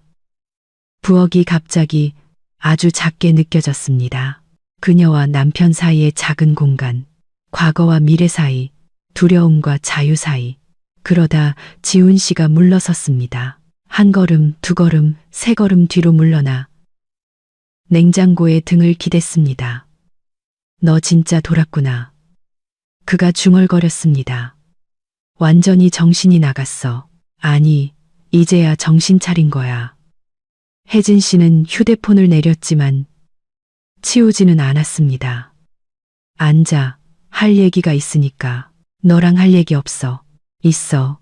앉아. 그녀의 목소리에 담긴 무언가가 그를 따르게 만들었습니다. 지훈 씨는 넘어진 의자를 일으켜 세우고 앉았습니다. 손이 분노 때문인지 아니면 다른 무언가 때문인지 떨리고 있었습니다. 혜진 씨는 맞은편에 앉아 휴대폰을 화면이 보이도록 식탁 위에 놓았습니다. 이 녹화 파일은 만약을 위해 저장해 둘 거야. 이제 잘 들어. 딱 한 번만 말할 거니까. 지훈 씨는 침묵하며 마치 궁지에 몰린 짐승처럼 그녀를 곁눈질로 쳐다보았습니다. 첫째, 나는 더 이상 단 한 푼도 당신 어머니나 당신 누나에게 주지 않을 거야. 절대로. 그분들도 어른이고 손발, 머리 다 있어. 자기들 문제는 스스로 해결하게 해. 하지만 엄마는 아프시잖아. 시골 땅 팔고 있잖아. 돈이 생길 거야. 그건 내 알 바 아니야. 혜진아. 둘째. 그녀는 그의 말을 잘랐습니다. 당신한테 한 달의 시간을 줄게. 아무 일이나 찾아. 배달 기사든 막노동꾼이든 청소부든 상관없어. 한 달 뒤에 당신이 월급을 가져오지 않으면 나는 이혼 소송을 제기할 거야. 지훈 씨는 마치 한 대 맞은 것처럼 움찔했습니다. 이혼? 응. 이혼. 재산 분할. 소송까지 가게 되면 아파트도 정리해야 할 거고. 무슨 재산. 우리한테 아무것도 없잖아. 우리한테는 차가 있어. 3년 전에 당신이 산 당신 차. 당신 명의로 되어 있지만 결혼 생활 중에 산 거야. 법적으로 공동 재산이야. 절반은 내 몫이지. 지훈 씨의 얼굴이 창백해졌습니다. 그 차는 그의 자부심이었습니다. 중고차였지만 그가 많은 돈과 시간을 투자해 관리한 외제차였죠. 네가 감히 할 거야. 혜진 씨는 한치의 망설임도 없이 그의 눈을 쳐다보았습니다. 나는 12년을 참았어. 12년 동안 집안일, 살림, 당신 가족까지 모든 걸 내가 짊어졌어. 12년 동안 내가 해야 한다. 의무다. 그래야 한다고 들었어. 이제는 끝이야. 더 이상은 안 참아. 당신 변했어. 그가 힘없이 말했습니다. 전에는 이런 사람 아니었잖아. 전에는 내가 바보였지. 이제는 아니야. 침묵. 창밖으로 차가 지나가며 천장에 헤드라이트 불빛을 비췄습니다. 멀리서 개 짖는 소리가 들렸습니다. 그리고 셋째. 혜진 씨가 말을 이었습니다. 만약 당신이 다시 한번 나한테 손을 들거나 심지어 들려고만 해도 이 녹화 파일은 경고 없이, 대화 없이 경찰서로 갈 거야. 알았어. 지훈 씨는 침묵했습니다. 알았냐고? 알았어. 그가 이를 악물고 내뱉었습니다. 좋아. 혜진 씨는 일어서서 휴대폰을 들었습니다. 나 자러 갈게. 내일 일해야 하니까. 그녀는 뒤도 돌아보지 않고 부엌을 나갔습니다. 그날 밤 혜진 씨는 잠들지 않았습니다. 어둠 속에서 천장을 바라보며 정적에 귀를 기울였습니다. 지훈 씨는 침실에 오지 않고 거실 소파에 남았습니다. 그녀는 그가 아파트를 서성이는 소리, 냉장고 문 여는 소리, 발코니에서 라이터 켜는 소리를 들었습니다. 손은 여전히 조금 떨렸습니다. 아드레날린이 서서히 가라앉으며 이상한 공허함을 남겼습니다. 두려움도 기쁨도 아닌 그냥 공허함. 마치 오랜 병을 앓고 나서 열은 내렸지만 아직 기운이 없는 상태 같았습니다. 그녀는 해냈습니다. 12년 만에 처음으로 맞섰습니다. 소리치지도 울지도 도망치지도 않고 서서 그의 눈을 똑바로 쳐다보았고 그는 물러섰습니다. 혜진 씨는 옆으로 돌아 누워 무릎을 가슴 쪽으로 당겼습니다. 모든 것이 어떻게 시작되었는지 떠올렸습니다. 직장 동료 미영 씨가 공격적인 남편과 이혼한 다른 동료에 대해 이야기해 주었던 것. 그 여자는 항상 휴대폰을 준비해 두고 모든 사건을 녹화하고 증거를 모아 소송에서 이겼다고 했습니다. 혜진 씨는 그때 반쯤 흘려들으며 그건 자기 얘기가 아니라고 생각했습니다. 지훈 씨는 때리지는 않으니까 가끔 소리 지르고 팔을 잡기는 하지만 그건 폭력이 아니잖아. 그렇지. 그냥 감정 표현일 뿐이야. 하지만 그 후 그녀는 알아차리기 시작했습니다. 그녀가 마음에 안 드는 말을 할 때 그의 주먹이 어떻게 쥐어지는지, 그가 키 차이를 이용해 어떻게 그녀 위로 몸을 숙이는지, 그의 목소리가 어떻게 조용하고 위협적으로 변하는지, 그리고 그것이 고함보다 더 무섭다는 것을 그녀는 기록하기 시작했습니다. 처음에는 그냥 메모에 날짜, 시간, 무슨 일이 있었는지, 그 다음에는 멍든 곳을 사진 찍고 싸움이 날 것 같으면 휴대폰 녹화를 켰습니다. 오늘 그 모든 것이 도움이 되었습니다. 아침은 잿빛이고 쌀쌀했습니다. 그의 3월은 따뜻함을 가져오는데 서둘지 않았습니다. 창밖에는 가는 비가 내리고 있었습니다. 하늘은 구름으로 뒤덮여 있었습니다. 혜진 씨는 평소처럼 6시에 일어나 부엌으로 갔습니다. 지훈 씨는 거실 소파에서 담요를 덮고 자고 있었습니다. 그녀는 그를 깨우지 않았습니다. 아침으로 오트밀과 차를 준비하고 창밖을 보며 말없이 먹었습니다. 생각은 식어가는 죽처럼 느리고 끈적하게 흘렀습니다. 이제 어떡하지? 그녀는 조건을 걸었습니다. 한 달 안에 직장을 구하지 않으면 이혼이라고. 하지만 그녀 자신도 지훈 씨가 변하고 직장을 찾고 다른 사람이 될 것이라고 믿었을까요? 아니요, 믿지 않았습니다. 12년 동안 그녀는 그가 변명을 찾고 책임을 전가하고 상사, 경제, 정부 등 주변 모든 것을 자신의 실패 탓으로 돌리는 것을 지켜보았습니다. 그는 변하지 않을 것입니다. 사람들은 특히 41살에는 좀처럼 변하지 않으니까요. 하지만 이 한 달은 그녀 자신에게 필요했습니다. 준비하고 힘을 모으고 이사해야 할 경우 집을 찾고 앞으로 어떻게 살아야 할지 생각하기 위해서. 혜진 씨는 차를 다 마시고 컵을 씻고 옷을 입고 가방을 들었습니다. 문 앞에서 멈춰서서 거실 쪽을 보았습니다. 지훈 씨는 여전히 자고 있거나 자는 척하고 있었습니다. 나 출근할게. 그녀는 허공에 대고 말했습니다. 저녁에 얘기해. 대답은 없었습니다. 직장에서의 하루는 끝없이 길게 느껴졌습니다. 혜진 씨는 기계적으로 업무를 처리했지만 생각은 다른 곳에 있었습니다. 미영 씨가 그녀의 상태를 알아차렸습니다. 혜진 씨, 괜찮아? 얼굴이 안 좋아. 괜찮아. 또 잠을 설쳐서. 혜진 씨는 잠시 침묵하다가 결심했습니다. 미영 씨, 잠깐 얘기 좀 할 수 있을까? 그들은 복도 창가로 나갔습니다. 어제 지훈 씨랑 얘기했어. 진지하게. 그래서 어떻게 됐어? 나한테 손을 들려고 했어. 미영 씨가 숨을 들이켰습니다.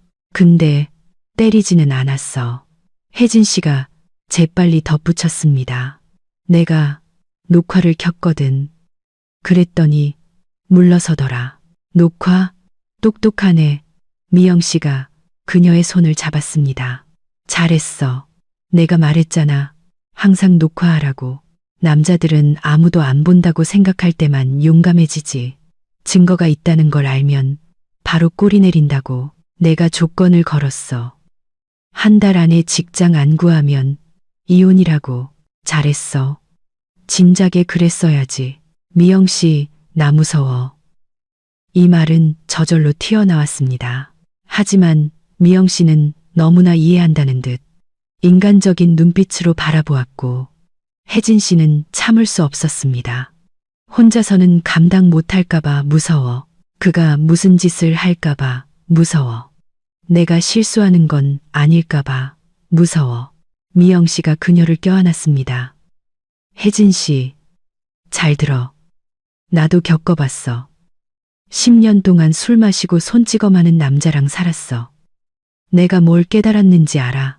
무서운 건 남는 거야. 매일 무슨 일이 일어날지 모르고 눈치 보면서 말 한마디 잘못할까봐 조심하는 거. 그게 무서운 거야. 떠나는 건 무서운 게 아니야. 그건 자유야. 혜진 씨는 눈물을 닦으며 고개를 끄덕였습니다. 고마워. 무슨 일 있으면 언제든 전화해. 그리고 잘곧 필요하면 우리 집 소파 비어 있어. 알았지? 응, 알았어. 그들은 사무실로 돌아갔습니다. 저녁에 혜진 씨는 집으로 향하는 발걸음을 늦췄습니다. 가게에서 빵, 우유, 냉동 만두를 샀습니다. 더 이상은 돈도 기운도 없었죠. 아파트 입구에서 멈춰 서서 자기 집 창문을 올려다보았습니다. 불이 켜져 있었습니다. 지훈 씨가 집에 있다는 뜻이었죠. 그녀는 깊게 숨을 들이쉬고 안으로 들어갔습니다. 아파트는 조용했습니다. 지훈 씨는 평소처럼 컴퓨터 앞이 아닌 그냥 부엌에 앉아 있었습니다. 앞에는 식은 차가 담긴 컵이 놓여 있었죠. 왔어. 혜진 씨가 외투를 벗으며 말했습니다. 그의 목소리는 이상했습니다. 화나지도 공격적이지도 않고 오히려 기를 잃은 듯 했습니다. 밥 먹을래? 생각 없어. 혜진 씨는 어깨를 으쓱하고 만두를 꺼내 냄비에 물을 올렸습니다. 물 끓는 소리만 들리는 정적. 생각해봤어. 지훈 씨가 갑자기 말했습니다. 혜진 씨가 돌아보았습니다. 무슨 생각? 모든 거. 하루 종일 생각했어. 아침부터 저녁까지. 그래서 뭘 생각했는데? 길고 끈적한 침묵. 내 말이 맞아. 그가 마침내 말했습니다. 모든 게 다 내 말이 맞아. 혜진 씨는 얼어붙었습니다. 이건 예상 밖이었습니다. 12년 동안 그녀는 그에게서 이 말을 들어본 적이 없었습니다. 뭐가 구체적으로?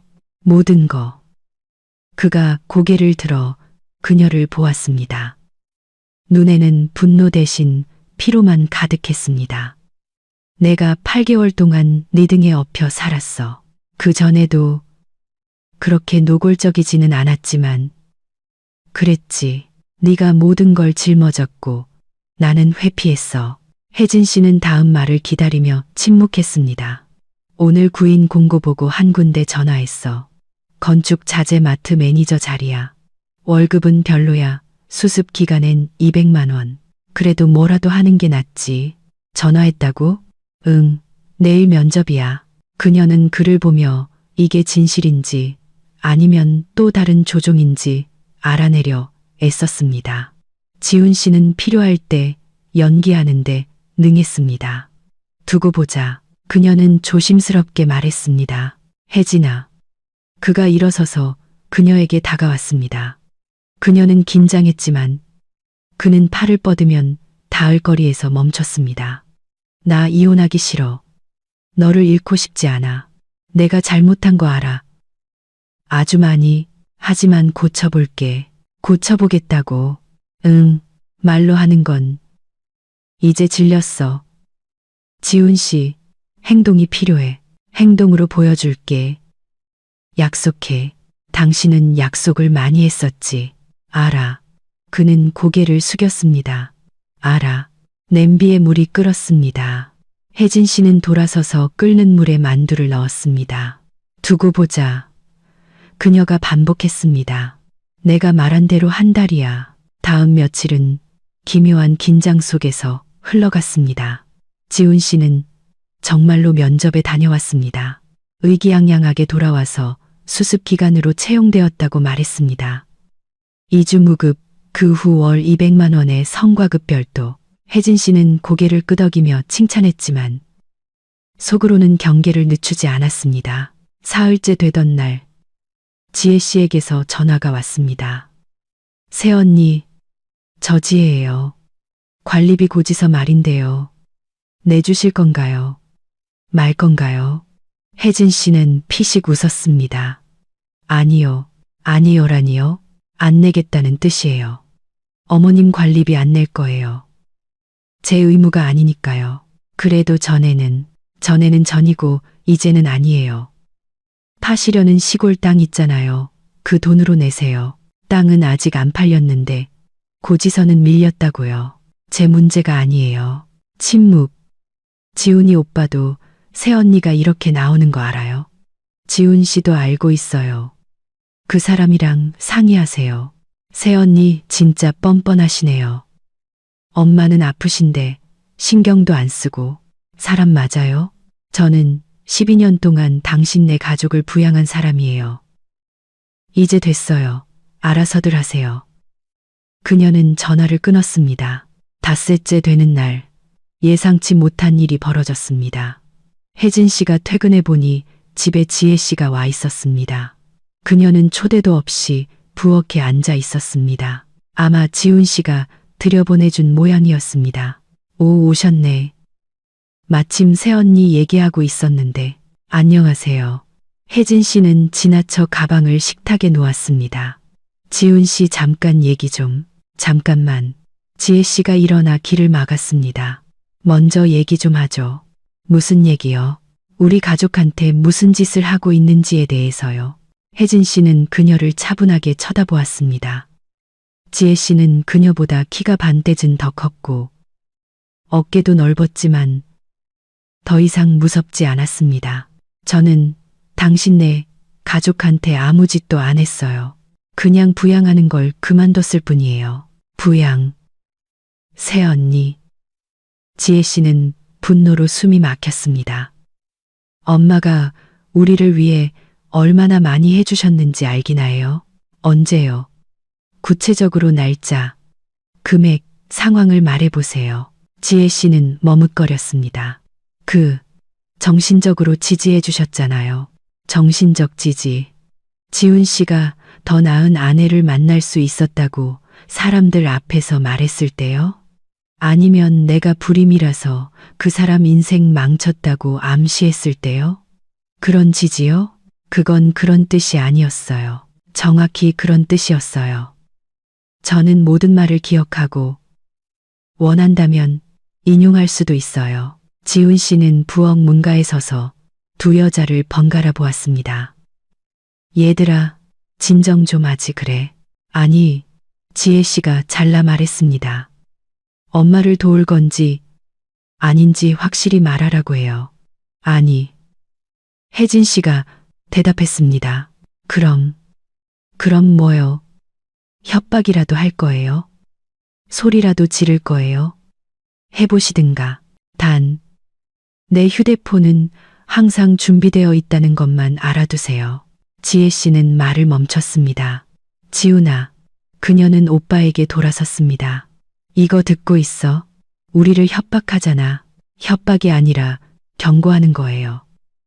혜진 씨는 휴대폰을 꺼내 화면을 보여주었습니다. 보이죠? 녹화 켜져 있어요. 당신이 하는 모든 말은 저장될 테니 말 조심하세요. 지혜 씨의 얼굴이 검붉어졌습니다. 너, 나가, 지혜야. 여긴 우리 집이야. 넌 불청객이고. 지훈아. 지혜 씨가 오빠에게 돌아섰습니다. 얘한테 한마디에 지훈 씨는 바닥을 보며 침묵했습니다. 지훈아, 지혜야. 그가 고개를 들었습니다. 그냥 가는 게 좋겠다. 나중에 따로 얘기하자. 몇 초간 지혜 씨는 꼼짝 않고 서 있다가 식탁에서 가방을 낚아채고 문을 쾅 닫고 아파트를 뛰쳐나갔습니다. 유리가 흔들릴 정도였죠. 정적. 혜진 씨는 휴대폰을 집어넣고 창가로 갔습니다. 잘했어. 지훈 씨가 갑자기 말했습니다. 그녀가 돌아보았습니다. 뭐가? 잘했다고. 나는 그렇게 못했을 거야. 지혜한테 맞서는 거 말이야. 걔는 항상 기가 셌거든. 근데 네가 한 방에 제압했어. 혜진 씨는 그를 보며 이게 조롱인지 아닌지 판단하려 애썼습니다. 아니, 진심인 것 같았습니다. 내가 당신 누나 쫓아냈는데 화 안 나? 아니, 그는 잠시 침묵했습니다. 걔가 선을 넘었어. 말도 없이 찾아와서 다짜고짜 따졌잖아. 그건 잘못된 거야. 혜진 씨는 의자에 앉았습니다. 갑자기 다리에 힘이 풀렸습니다. 지훈 씨, 나 이해가 안 가. 당신 지금 누구 편이야? 네 편. 언제부터? 내가 옳다는 걸 깨달았을 때부터. 그가 다가와 옆에 앉았습니다. 혜진아, 내가 정말 많은 잘못을 했어. 알아. 어제 너한테 소리 지른 것도, 그 전에도 내가 바보였어. 아내는 참고, 짊어지고, 불평하지 말아야 한다고. 그게 당연하다고 생각했어. 그렇게 배웠거든. 당신 어머니가 그렇게 가르쳤어? 응, 엄마가. 그가 고개를 끄덕였습니다. 아버지가 돌아가시고 엄마가 나를 완전히 휘어잡았지. 나는 엄마의 작은 왕자였고 희망이었어. 모든 게 지훈이를 위해서. 지훈이 때문에 내가 너랑 결혼했을 때 엄마는 네가 그 역할을 이어받아야 한다고 생각했던 거야. 돌보고 시중 들고 희생해야 한다고. 그리고 당신은 거기에 동의했고 생각 안 해봤어.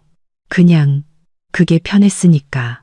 그는 시선을 내렸습니다. 다른 누군가가 문제를 해결해 주는 게 편했어. 아무 책임도 안 져도 되는 게 편했어. 그냥 익숙해졌던 거야. 혜진 씨는 침묵했습니다. 이상하고 예상치 못하고 낯설었습니다. 지훈 씨는 전에 이렇게 말한 적이 없었고 자신의 실수를 인정한 적도 없었습니다. 이제 어떡할 건데? 그녀가 물었습니다. 이제 일하고 돈 벌고 평범한 남편이 되려고 노력할 거야. 네가 기회를 준다면 기회는 이미 한 번 줬어. 알아. 한 달. 그가 고개를 끄덕였습니다. 기억하고 있어. 한 달 뒤에는 어떻게 될까? 몰라. 내가 뭔가 증명할 수 있기를. 내가 변할 수 있다는 걸 보여줄 수 있기를 바랄 뿐이야. 혜진 씨는 그를 12년을 함께 산 이 남자를 바라보았습니다. 그의 피곤한 얼굴, 머리카락의 흰머리, 눈가의 주름. 그녀는 그를 믿어야 할지 말아야 할지 몰랐습니다. 실망이 너무 많았고 배신당한 희망이 너무 많았습니다. 하지만 작고 연약한 무언가가 속에서 꿈틀거렸습니다. 사랑은 아니었습니다. 오히려 호기심에 가까웠죠. 어떻게 될지 보고 싶은 마음. 두고 보자. 그녀는 최근 며칠 동안 3번째로 이 말을 하고 저녁을 준비하러 갔습니다. 일주일, 그리고 또 일주일이 지났습니다. 지훈 씨는 결근 없이 매일 출근했습니다.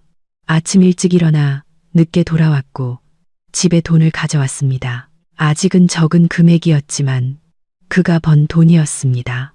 혜진 씨는 함정을 기다리며 지켜봤지만 함정은 없었습니다. 그는 변했습니다. 마법처럼 극적으로 변한 것은 아니었지만 변했습니다. 컴퓨터 앞에 앉아있는 시간이 줄었고 집안일을 돕기 시작했습니다. 서툴고 어설펐지만 시키지 않아도 스스로 했습니다. 그녀와 대화하기 시작했습니다. 명령하거나 요구하는 것이 아니라 대화를. 어느 날 저녁 그는 꽃다발을 들고 퇴근했습니다. 지하철역 가판대에서 산 값싼 카네이션이었지만 몇 년 만에 처음 받아보는 꽃다발이었습니다. 이거 당신 주려고. 그가 꽃을 내밀며 말했습니다. 혜진 씨는 받아서 향기를 맡았습니다. 거의 느껴지지 않는 희미한 향기였습니다. 고마워. 내가 그동안 미안했어. 모든 거에 대해서 말로 사과하는 건 쉽지. 알아. 그래서 그는 주머니를 뒤져 봉투를 꺼냈습니다. 이거. 혜진 씨가 봉투를 열자 안에는 돈이 있었습니다. 150만 원. 이게 뭐야? 첫 월급이야. 아니, 절반. 나머지 절반은 엄마 약값으로 드렸어. 이건 당신 거야. 원하는 데 써. 혜진 씨는 손안의 돈을 바라보았습니다. 150만 원. 사실 얼마 안 되는 돈이었지만 그가 번 돈, 자발적으로 그녀에게 준 돈이었습니다. 지훈 씨, 이게 부족하다는 거 알아. 내가 훨씬 더 많이 갚아야 한다는 것도 알아. 하지만 이건 시작이야. 나 일할 거고, 돈 벌 거고, 노력할 거야. 그녀는 돈을 주머니에 넣고 꽃을 꽃병에 꽂았습니다. 고마워. 그녀가 말했습니다. 이건 중요해.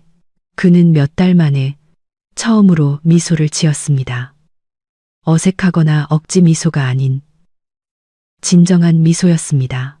셋째 주에 혜진 씨가 예상치 못한 일이 일어났습니다. 그녀가 퇴근했을 때 아파트 문이 열려 있었습니다. 강제로 열린 것이 아니라 그냥 열려 있었습니다. 심장이 불길한 예감에 조여왔습니다. 지훈 씨, 정적. 그녀는 현관으로 들어갔습니다. 모든 것이 제자리에 있었습니다. 하지만 무언가 이상했습니다. 부엌으로, 방으로, 화장실로 갔습니다. 지훈 씨는 바닥에 의식을 잃고 쓰러져 있었습니다. 혜진 씨는 그에게 달려가 무릎을 꿇고 맥박을 확인했습니다. 희미하게 뛰고 있었습니다. 숨도 불규칙하게 쉬고 있었죠. 이마에는 피가 흐르고 있었습니다. 그녀는 휴대폰을 집어들어 119에 전화했습니다. 119죠. 남편이 의식을 잃었어요. 머리에 상처가 있고 맥박이 약해요. 주소는. 그 후의 기억은 조각났습니다. 구급차가 오고 들것, 링거, 사이렌 소리. 그녀는 뒤따라 뛰었습니다. 병원에서의 긴 기다림. 마침내 피곤한 얼굴에 나이든 의사가 나왔습니다. 보호자분이신가요? 아내입니다. 남편분께서 급격한 혈압 저하로 의식을 잃으셨습니다. 넘어지면서 머리를 부딪혔고요. 상처는 깊지 않아서 꿰맸습니다. 하지만 심장에 심각한 문제가 있습니다. 알고 계셨나요? 혜진 씨는 고개를 저었습니다. 아니요. 한 번도 아프다고 한 적 없어요. 전형적인 남자들의 이야기죠. 끝까지 참는 거. 허혈성 심장질환 초기 단계입니다. 검사, 치료, 생활습관 개선이 필요합니다. 그렇지 않으면 심근경색이 올 수 있어요. 만나볼 수 있을까요? 아직은 안 됩니다. 내일 아침에 오세요. 집에 돌아온 것은 자정이 넘어서였습니다. 부엌에 앉아 물을 마셨습니다. 손이 떨렸습니다. 지훈 씨가 병원에 심장병으로. 그녀는 지난 몇 달을 떠올렸습니다. 그가 일을 거부하고 집에서 게임만 하던 모습. 모두가 그를 게으름뱅이라고 생각했습니다. 그녀 자신도 그렇게 생각했죠. 만약 그가 아팠던 거라면, 만약 그가 아프다고 느꼈지만 약해 보이기 싫어서 말하지 않았던 거라면, 아니, 혜진 씨는 스스로를 다그쳤습니다. 그렇게 생각하면 안 돼. 다시 그를 정당화하기 시작하면 안 돼. 그는 어른이고 병원에 갈 수도 있었고 그녀에게 말할 수도 있었다. 대신 그는 침묵하고 가까운 사람들에게 화풀이를 했다. 하지만 그럼에도 불구하고 심장이 불안감에 조여왔습니다. 아무리 그에게 화가 나고 실망했어도 그는 그녀의 남편이었습니다. 12년을 함께한 세월. 그건 한순간에 지워지지 않았습니다. 병원에 도착한 것은 십시였습니다. 지훈 씨는 병실에 누워 있었습니다. 창백하고 머리에 붕대를 감고 있었지만 의식은 있었습니다. 왔어. 그가 그녀를 보고 말했습니다. 왔어. 어때? 별로. 그가 미소 지으려 애썼습니다. 의사 선생님이 네가 나 살렸다고 하더라. 네가 바로 구급차 안 불렀으면 해야 할 일을 했을 뿐이야. 그는 잠시 침묵하다가 말했습니다. 혜진아, 너한테 할 말이 있어. 나 심장 안 좋은 거 알고 있었어. 반년 전부터. 그녀는 얼어붙었습니다. 뭐라고? 반년 전에 병원에 갔었어. 가슴이 아프다고 했더니 검사 받아보라고 하더라. 근데 안 갔어. 저절로 나을 줄 알았지. 별거 아니라고 생각했어. 알고도 침묵했다고. 응. 그는 시선을 내렸습니다. 무서웠어. 약하고 아프고 쓸모없는 사람이 될까봐 무서웠어. 혜진 씨는 주먹을 꽉 쥐었습니다. 속에서 뜨겁고 숨막히는 분노가 치밀어 올랐습니다. 당신 바보야. 죽을 수도 있었다는 거 알아? 알아. 이제는 알아. 그럼 나는 이제 어떻게 해야 하는데? 나는 당신이 그냥 게으름뱅이라고 생각했는데. 혜진아, 말 끊지 마. 그녀는 벌떡 일어나 창가로 갔습니다. 12년 동안 내가 모든 걸 짊어졌어. 그가 그냥 무책임하고 이기적인 사람이라고 생각했지. 알고 보니 아팠다고. 치료받는 대신 집에서 탱크 게임이나 하고 있었다고. 알아. 내 잘못이야. 잘못이라고. 당신은. 그녀는 말을 멈췄습니다. 지훈 씨가 그녀를 보고 있었고 그의 눈에는 눈물이 고여 있었습니다. 내 말이 맞아. 그가 조용히 말했습니다. 모든 게 다 내 말이 맞아. 나는 겁쟁이야. 진실을 아는 게 두려웠어. 내게 뭔가 잘못됐다는 걸 인정하기가 무서웠어. 그냥 집에 앉아서 괜찮은 척하는 게 더 쉬웠지. 혜진 씨는 침묵했습니다. 분노가 서서히 가라앉으며 공허함을 남겼습니다. 하지만 이제는 치료받을 거야. 지훈 씨가 말을 이었습니다. 약속해. 모든 검사를 받고 약도 먹고 생활 습관도 바꿀게. 의사 선생님이 하라는 건 뭐든지 할 거야. 나 죽고 싶지 않아. 혜진아, 너를 혼자 두고 싶지 않아. 그녀가 그에게 돌아섰습니다. 왜 진작 말 안 했어? 몰라. 창피했어. 무서웠어. 어리석었지. 응, 아주 어리석었어. 알아. 혜진 씨는 침대가로 다가가 앉아 그의 손을 잡았습니다. 지훈 씨, 우리 사이에 무슨 일이 일어날지 모르겠어. 용서할 수 있을지도 모르겠어. 하지만 나는 당신이 건강해졌으면 좋겠어. 알았어. 알았어. 그리고 더 이상 비밀은 없어. 절대로, 절대로 약속할게. 그녀는 그의 손을 꽉 잡았고 그도 마주 잡았습니다. 병실 창밖으로 햇살이 비치고 있었습니다. 3월은 마침내 봄이 되기로 결심한 것 같았습니다. 지훈 씨는 열흘 동안 병원에 있었습니다. 혜진 씨는 매일 저녁 퇴근 후 병원을 찾았습니다. 과일 집에서 만든 음식, 깨끗한 옷을 가져다 주었죠. 그들은 대화했습니다. 아주 오랜만에 진정으로 돈, 시어머니 문제에 대해서가 아니라 자신들에 대해서 어떻게 이런 삶에 이르게 되었는지, 앞으로 어떻게 해야 할지에 대해서. 닷새째 되는 날 지혜 씨가 찾아왔습니다. 혜진 씨는 병원 복도에서 그녀와 마주쳤습니다. 그녀는 눈이 빨개진 채 지훈 씨의 병실에서 나오고 있었습니다. 오빠는 어때요? 혜진 씨가 물었습니다. 지혜 씨는 분노나 도전 없이 그냥 그녀를 바라보았습니다. 안 좋아요. 의사 선생님이 수술해야 한대요. 스텐트 시술. 알아요. 지훈 씨한테 들었어요. 비싸대요. 알아요. 침묵. 지혜 씨가 가방끈을 만지작거렸습니다. 새언니, 미안해요. 뭐가요? 모든 거요. 제가 했던 행동, 그 바보 같은 고지서들. 말도 없이 찾아갔던 거. 그녀는 말을 더듬었습니다. 지훈이 오빠가 다 얘기해줬어요. 녹화 파일, 최후 통첩, 새언니가 어떻게 오빠를 정신 차리게 했는지. 그리고 새언니가 옳았어요.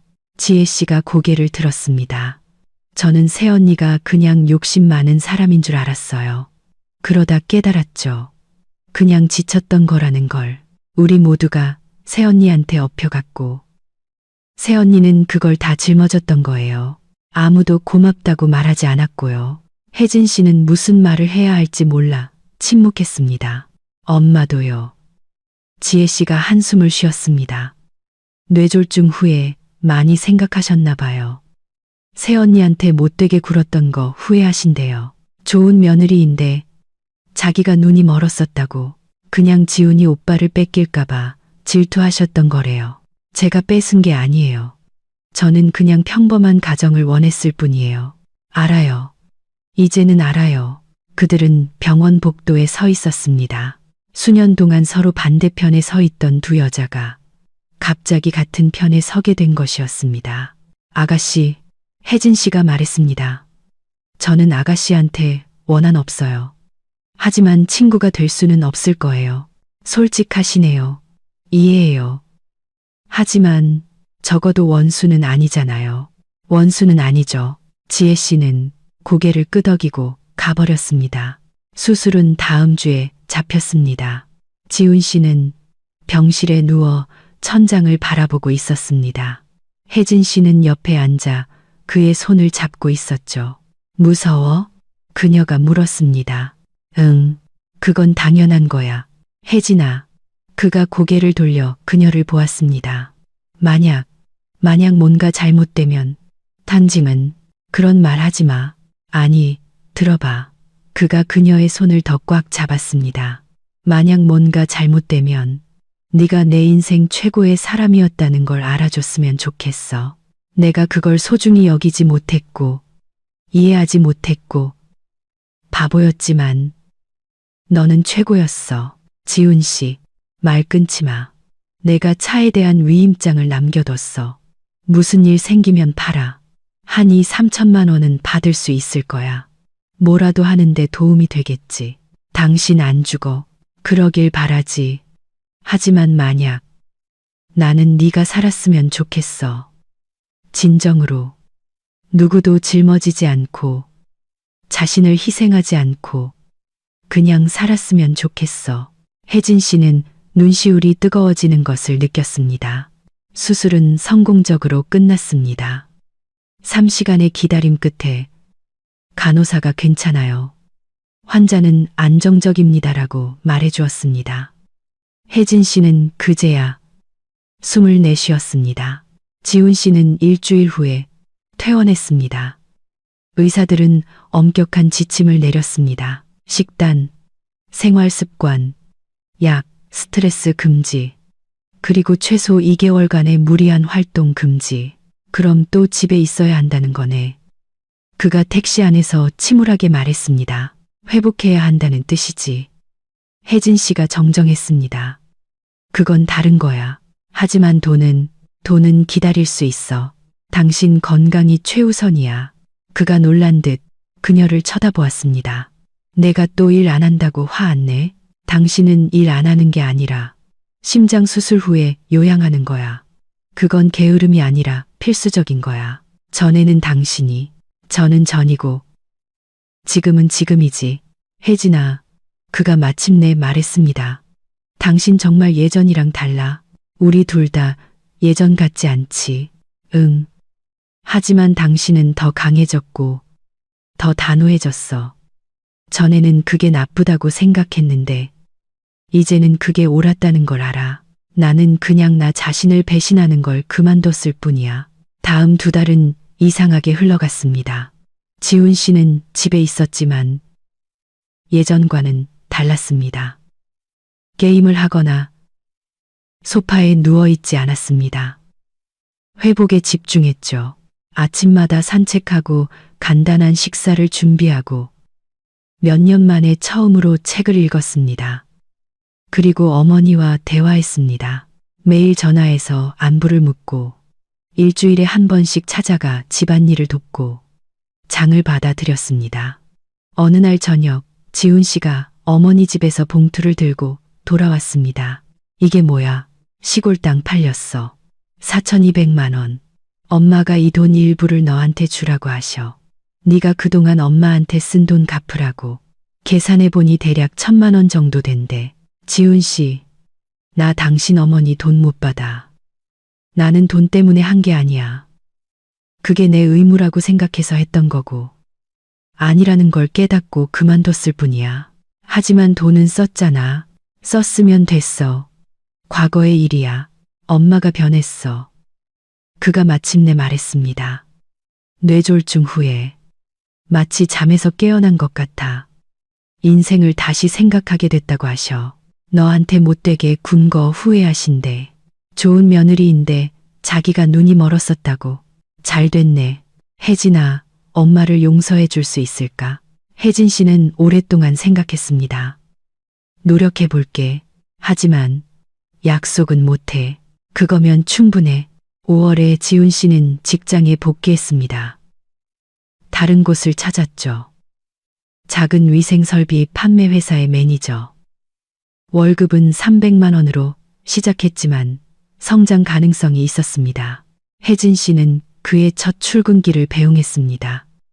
그가 현관에 서서 긴장하며 넥타이를 매만졌습니다. 나 어때 보여? 괜찮아. 넥타이만 삐뚤어졌네. 그녀가 다가가 매듭을 바로 잡아 주었습니다. 그가 그녀를 내려다보았고 그의 눈에는 새로운 무언가가 있었습니다. 감사, 고마워. 그가 말했습니다.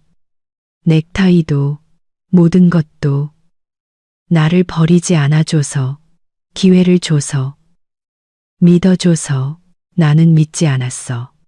혜진 씨가 솔직하게 말했습니다. 나는 기다렸고 지켜봤어. 그건 다른 거야. 그래도 고마워. 그는 그녀의 뺨에 입을 맞추고 출근했습니다. 혜진 씨는 창가에 서서 그가 정류장으로 걸어가는 모습을 보았습니다. 자신감 있는 걸음걸이, 쫙 편 어깨, 완전히 다른 사람이거나 혹은 마침내 자기 자신이 된 같은 사람이었습니다. 여름이 지나갔습니다. 지훈 씨도 혜진 씨도 일했습니다. 저녁에는 함께 식사하고 대화하고 영화를 보았습니다. 평범한 가족처럼요. 돈 문제는 여전히 있었지만 이제 혼자가 아니었습니다. 지훈 씨가 월급의 절반을 생활비에 보댔고 훨씬 수월해졌습니다. 7월, 예상치 못한 일이 일어났습니다. 공식적인 봉투가 도착했습니다. 그들이 빚을 졌던 바로 그 은행에서 온 것이었습니다. 그녀는 편지를 뜯었습니다. 김혜진님께 귀하의 대출 계약 번호에 대한 채무가 전액 상환되었음을 알려드립니다. 그녀는 3번이나 다시 읽었습니다. 지훈 씨, 어떻게 된 거야? 상철이한테서. 그 친구가 한 달 전에 갑자기 연락 와서 사과하더라. 사업 망해서 잠적했었는데 다시 일 구해서 돈 벌자마자 제일 먼저 빚부터 갚았대. 전부 다. 그게 자기 명예를 지키는 길이라고. 혜진 씨는 다리에 힘이 풀려 주저앉았습니다. 믿을 수가 없어. 나도 안 믿겼어. 근데 편지가 왔잖아. 지훈 씨, 그녀의 목소리가 떨렸습니다. 이건 기적 같아. 기적이 아니야. 그가 고개를 저었습니다. 그냥 정이지. 상철이가 잘못했고 상철이가 바로잡은 거야. 그래야만 하는 거지. 혜진 씨는 갑자기 웃음이 터져 나왔습니다. 그냥 지난 반년이 너무 힘들었는데 지금은 마치 돌덩이가 내려앉은 것 같아. 응, 여러 개의 돌덩이가. 그가 그녀의 손을 잡았습니다. 가을은 좋은 소식과 함께 시작되었습니다. 지훈 씨는 승진했고 혜진 씨도 승진했습니다. 돈은 마침내 충분해졌습니다. 10월 혜진 씨는 혼자 시어머니 댁을 찾아갔습니다. 혜진아. 시어머니가 문을 열고 멈춰 섰습니다. 그들은 부엌에서 차를 마셨습니다. 혜진아. 시어머니가 갑자기 말했습니다. 나를 용서해다오. 내가 너한테 너무 못되게 굴었어. 내가 잘못했다.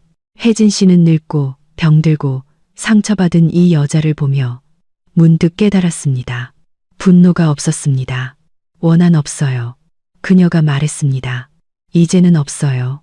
11월 혜진 씨가 처음으로 싫어라고 말한 지 1년이 지났습니다. 그녀는 창가에 서서 첫눈을 바라보고 있었습니다. 그녀는 유리창에 비친 자신의 모습에 미소 지었습니다. 1년 전에 그 여자가 아니었습니다. 생기 있는 모습이었죠. 혜진아. 방에서 지훈 씨가 불렀습니다. 이리 와봐. 엄청난 골이 들어갔어. 지금 갈게. 국만 젓고. 그녀는 남편 옆 소파에 앉았습니다. 그가 그녀를 어깨로 감쌌습니다. 따뜻하고 아늑했습니다. 혜진아. 그가 화면에서 눈을 떼지 않고 말했습니다. 사랑해. 그녀는 얼어붙었습니다. 몇 년 동안 듣지 못했던 말이었습니다. 나도 사랑해. 그녀는 조용히 말했고 그것이 진심임을 깨달았습니다. 고통과 실망을 겪고 살아남은 성숙한 사랑이었습니다. 12월 그들은 함께 크리스마스 트리를 장식했습니다. 혜진아. 그가 말했습니다. 새해는 같이 보내자. 너랑 나 그리고 내 어머니랑. 진심이야.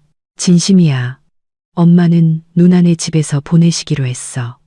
나는 너랑 내 가족이랑 함께 있고 싶어. 이제는 내 가족이기도 하니까. 새해는 셋이서 맞이했습니다. 소박한 식탁. 혜진아. 엄마가 말했습니다. 네가 행복해 보여서 정말 기쁘다. 고마워요. 엄마. 두 사람.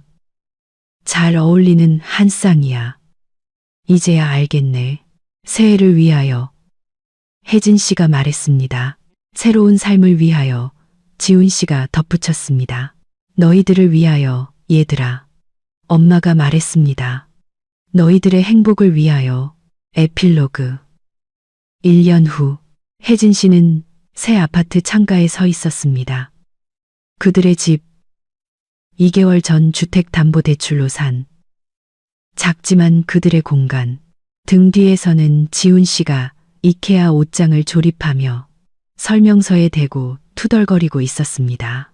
이거 누가 그린 거야? 어디가 위고 어디가 아래야? 어디 봐봐. 거꾸로 들고 있었네. 아, 진짜네. 혜진 씨는 미소 지으며 창가로 돌아갔습니다. 2년.